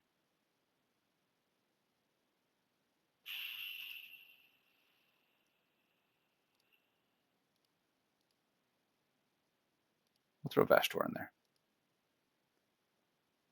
And I still have so many deck points. We'll try it.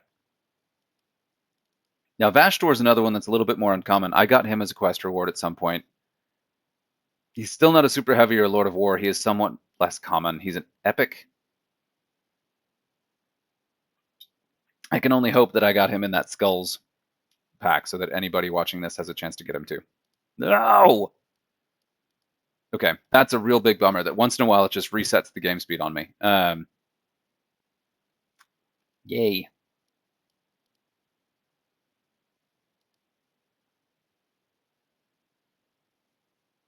Okay, we've got the easy guys to start.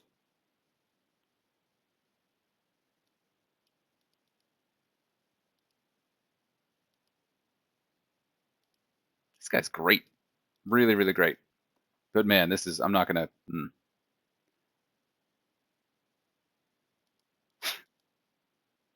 Just another day in the life. Okay, so I really hope that I do go ahead and pull this off, because I don't want to do another one of these. Let's see.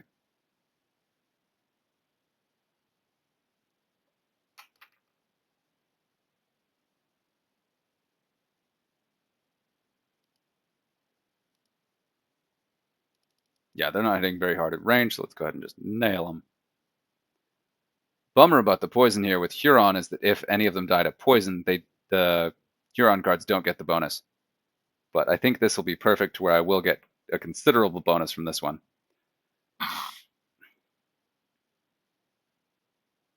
Oh yeah, love it. Splat, splat. Splat, splat. Oh god! Okay.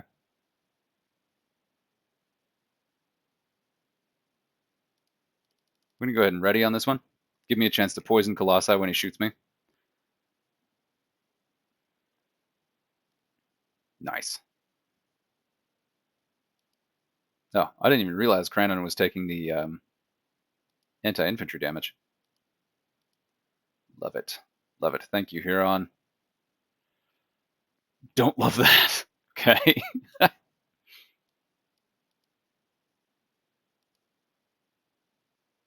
How's his melee? His melee's not good. Oh, yuck. Okay.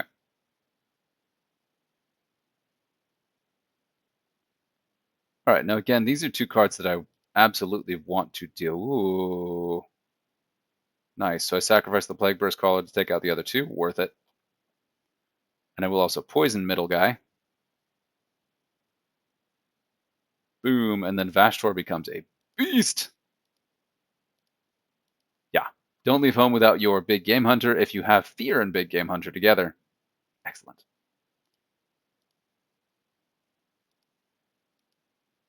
That Plagueburst Crawler, man. Did a great job.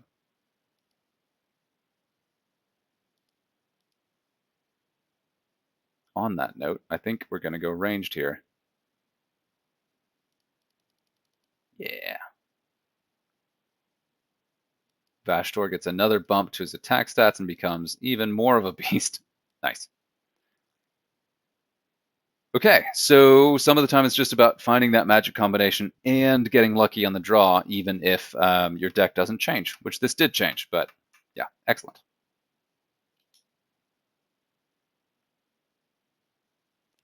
It's crazy the difference in difficulty it can be between 2 attempts, where like this felt completely impossible, and then I tried again, and I'm like, oh, this is fine.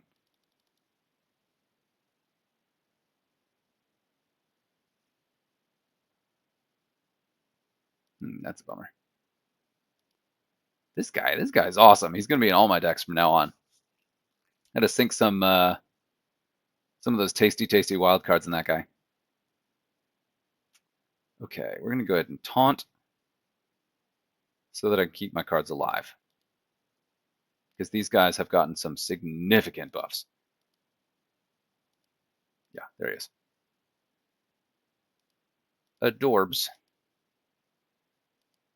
And this also is a strong case for Huron Blackheart, especially at this level in the campaign. If you're able to keep your cards alive, this makes your sturdy cards just hit that much harder once you get to this point. Like this is awesome. And this is where you throw this guy in there. Bye.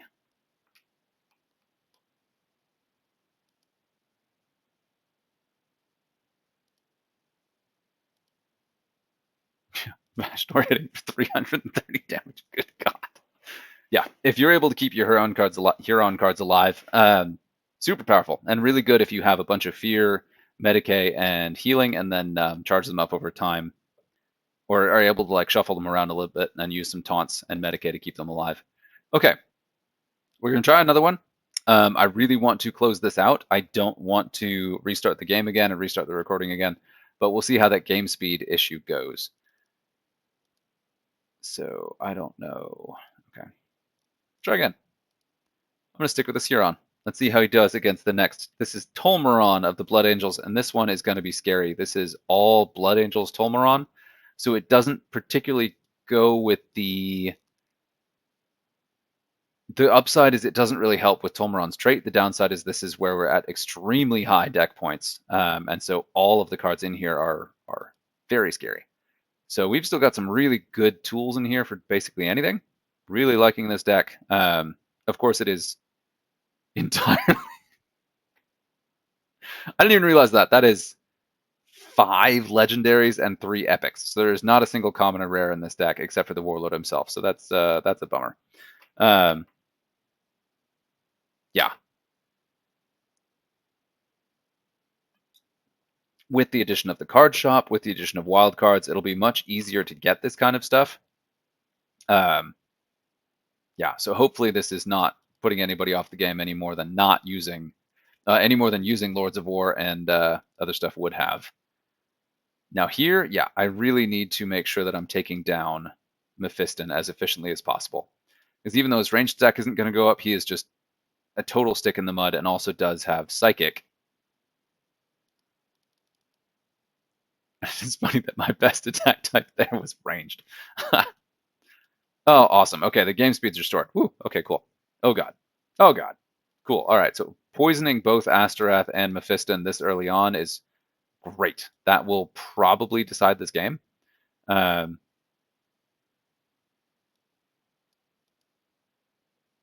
am going to regret that move, but I did it.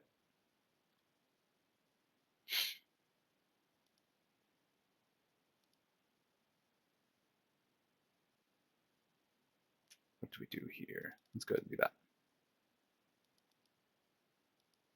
Nice. Okay, and that Mephiston moving may actually keep my... Nope, didn't keep him alive. There we go. All right. Big ol' wipe. Oh, yuck. Okay.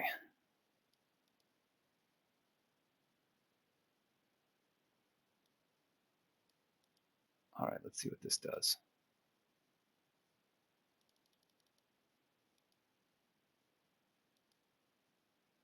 All right, Huron. Yuck.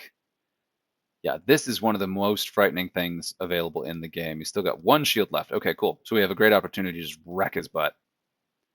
Shield down, and this guy got the giant melee buff from killing... Oh, yeah. All right. Yeah. Yes! Okay, that's the kind of turn you really need, especially with a Helbrecht deck. Or excuse me, a Huron deck. So I feel pretty good about closing this out, even if that happens. Yikes. Sorry, folks. Good thing though is that Huron himself, or that Tolmeron himself, really sucks. So I should be able to close this out, even if I have to pull some goofy stuff like that. All right, Tolmeron. Oh, great. Yeah, that's nice. It's fine. It's fine. I'll keep psychicking you. Bring it on. Watch this be the slowest decline ever. Do I have enough to kill him? Almost. Almost. He does not have enough to kill me. Come on, buddy. Stop dancing around. I think I do have enough to kill him now. There it is. Okay, first try. So watch out for that Blood Angels flyer. Absolutely, absolutely bring poison, fear, regen. Those like core things that make chaos extremely good. Like you saw, Tolmeron's trait basically doesn't matter, especially if you have the ability to clear shields. That combination of it has taunt, so that's one of the best really scary super heavies to have, that Blood Angel super flyer. Another key thing I did in the designing this is I didn't double up on any bodyguard at all. So there's no duplicates of a bodyguard in any of these decks, which limited what I was able to do in some of them. But the idea behind that was I don't want to see two of these giant taunt tanks cruising around, because that can completely wreck your play, especially in terms of like play order. Now, I went a little bit too far on the target acquired on some of the Imperial Guard decks, but yeah. And now we're on level 18. We are 2 away from the end here. We're really, really closing it out. We have done it with our experimentation in an absurd amount of time. I'm going to stick with this deck for Watch Captain Artemis. We'll see how this goes. I do think that because Artemis's ability is a little bit random and does just that flat damage, I think Ahriman is a really good pick here, because his random healing can compensate for Artemis's random damage. Artemis with this many bodyguards is going to be a challenge, so I believe when I built this deck... Oh, great, thanks. I believe when I built this deck, I very intentionally gave the minimum number of bodyguards. And this was designed to be all Death Watch. And of course, I got the most random selection of junk in here.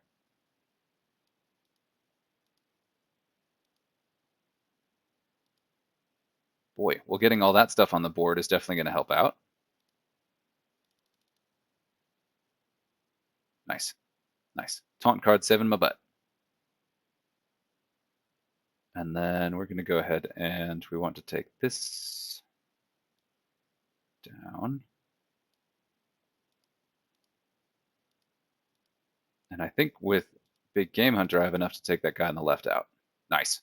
And start Vashtor building up his magnificent... Oh, God. Ah, come on. Vashtor building up his just incredible attacks. Come on. Gross. Okay.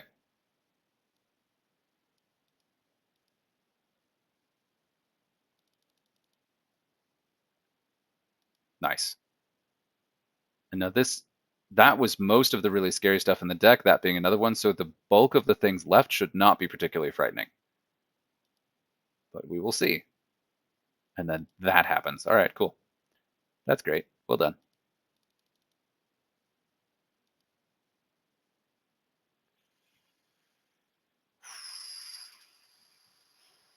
Okay.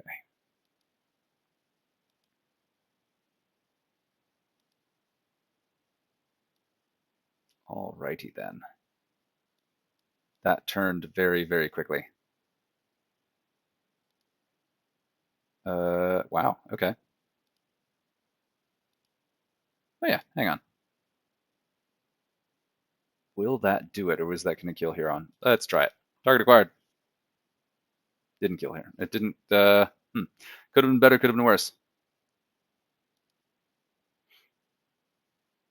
Now, I really hope that Artemis deploys on my turn, because otherwise... Okay, let's see here. Yeah, so let's wipe the board and see if Artemis has enough. Okay, because Artemis has Deadshot, so he will target acquired my Warlord, but I think I got him. Except, oh yeah, okay, I got him. So he didn't have enough damage to kill me. God, that was close. When Artemis' ability triggered to take down my health on Huron himself, I thought he had it. I thought he had me there. That 65 scared the crap out of me. But with that max level fear, I think Huron was able to survive just enough there. So boom, first try. That deck was pretty intimidating, and I played through it very quickly. Yeah, Huron was an excellent pick for that one. Huron plus fear. Now, this is a weird one, and now we are, I believe, 2 games away from the end. So they're only the final match plus 1. And the second to final match is a big surprise that I got special permission to put in here. Because again, the whole theme of this is playing along with the whole Phoenix Rising, the saga of all the rise of the Ynnari, the rise of Enid, Belistaria's Call, building the Primaris Space Marines, and then of course going to wake up G-Man himself, who we'll see in a minute. But so the second to last deck is a complete swing out of left field. If you are following the narrative, it may not be a huge shock, and hopefully it's exciting. If you are not, it will be a giant, giant shock. But this is a really good one for Psychers, and particularly, this is probably a really good mask deck. But I'm going to go ahead and actually stick with my Huron deck because it's been performing really well, and we'll go ahead and pop over.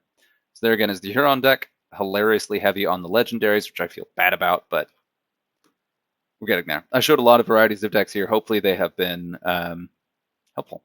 And then if I'm not mistaken, there he is, Eldrad himself. So I got that special permission to put an Eldar deck in here.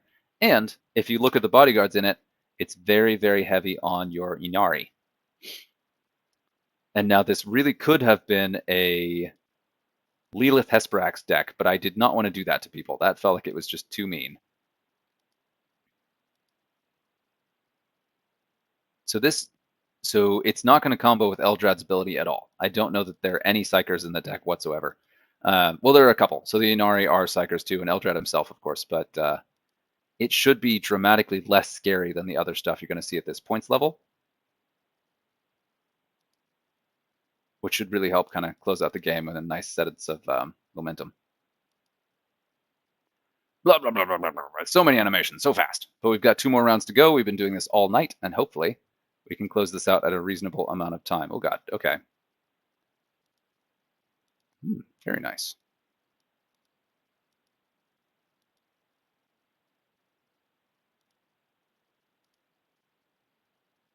All right, let's do it.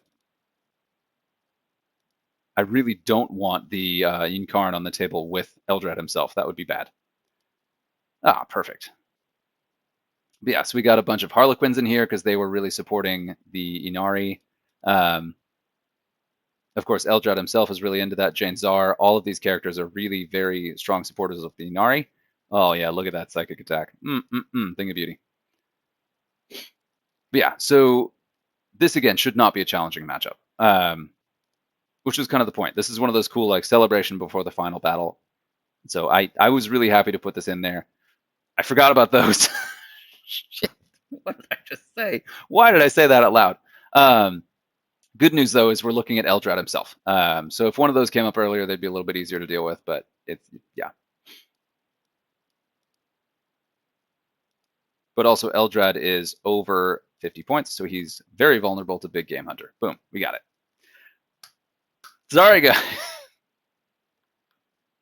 Hopefully that deck is not hard. There are some scary super heavies in there, but it doesn't synergize at all. They've got a bunch of very weird attack types, and there's so much stuff in there that's not particularly scary that the stuff that is scary, hopefully, does not really completely hose anyone. So there we go. Second to last. So we have actually officially made it. We are on the final match, the closeout of the entire campaign, and we have done it without using a single super heavy, a single Lord of War or a single Supreme Commander, except the ones that are given freely to you. So we did it. It is possible. Sorry, folks. I'm still really excited about it. There's some ups and downs in this. There's cool stuff. I genuinely am excited to have had the opportunity to do this. I do owe the community an apology for some of the downs. So there is that. Okay. Now this is against the man himself.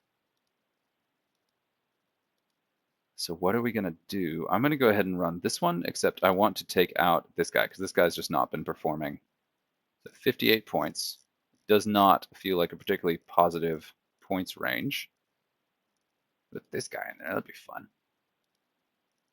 But no, we'll go ahead and put War Claimer in there. Don't like his ready type.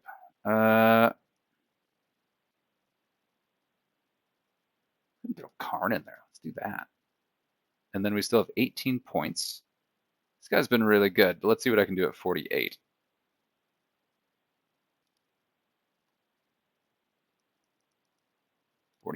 Boom, the Plague Burst Crawler. That's been a great piece. Yeah, we'll try it. This is looking a lot like the ones I've been running before, but I ran those in a Huron deck, so, and I can't run a Huron deck in this one, so we'll see how it goes. This is against any second now. This is a match against Guilliman. Guilliman himself. The portrait's not working. That's weird. Yeah, Roboot Guilliman, because of course the end of the entire quest, the whole ordeal, is the resurrection of Roboot Guilliman by Belisarius Cawl, aided by Yvraine and the Ynnari.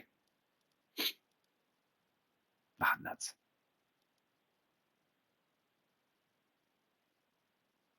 Oh boy. I really hope this thing doesn't have enough to one-shot my Plague Burst. It does. Nuts. God, that is a giant bummer. Okay.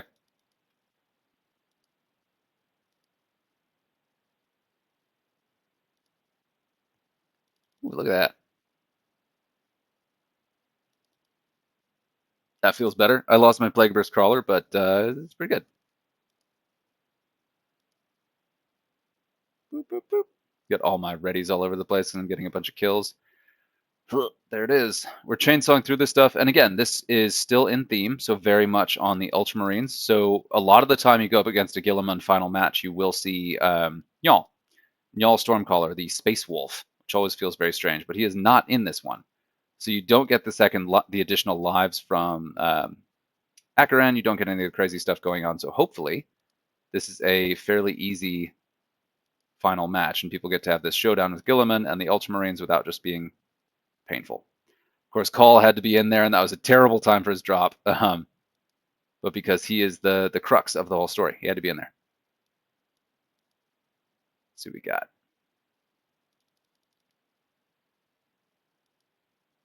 And this may take a couple tries, but this should not feel like a totally overwhelming match the way that some of the other ones have.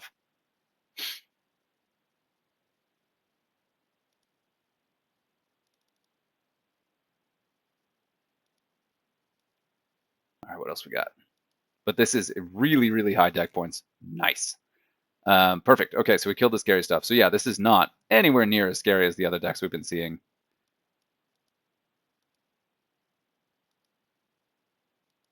Oh, crap. That'll work. Now we got Guilliman himself. What do you got, girly man? That's a terrible, terrible nickname. Sorry. Rowboat. Ooh, boy, that hurt. But not as much as this. Final move. We did it. We did it. Poof. First try. So actually the end of the campaign, as per usual, is dramatically easier than the beginning and the middle. So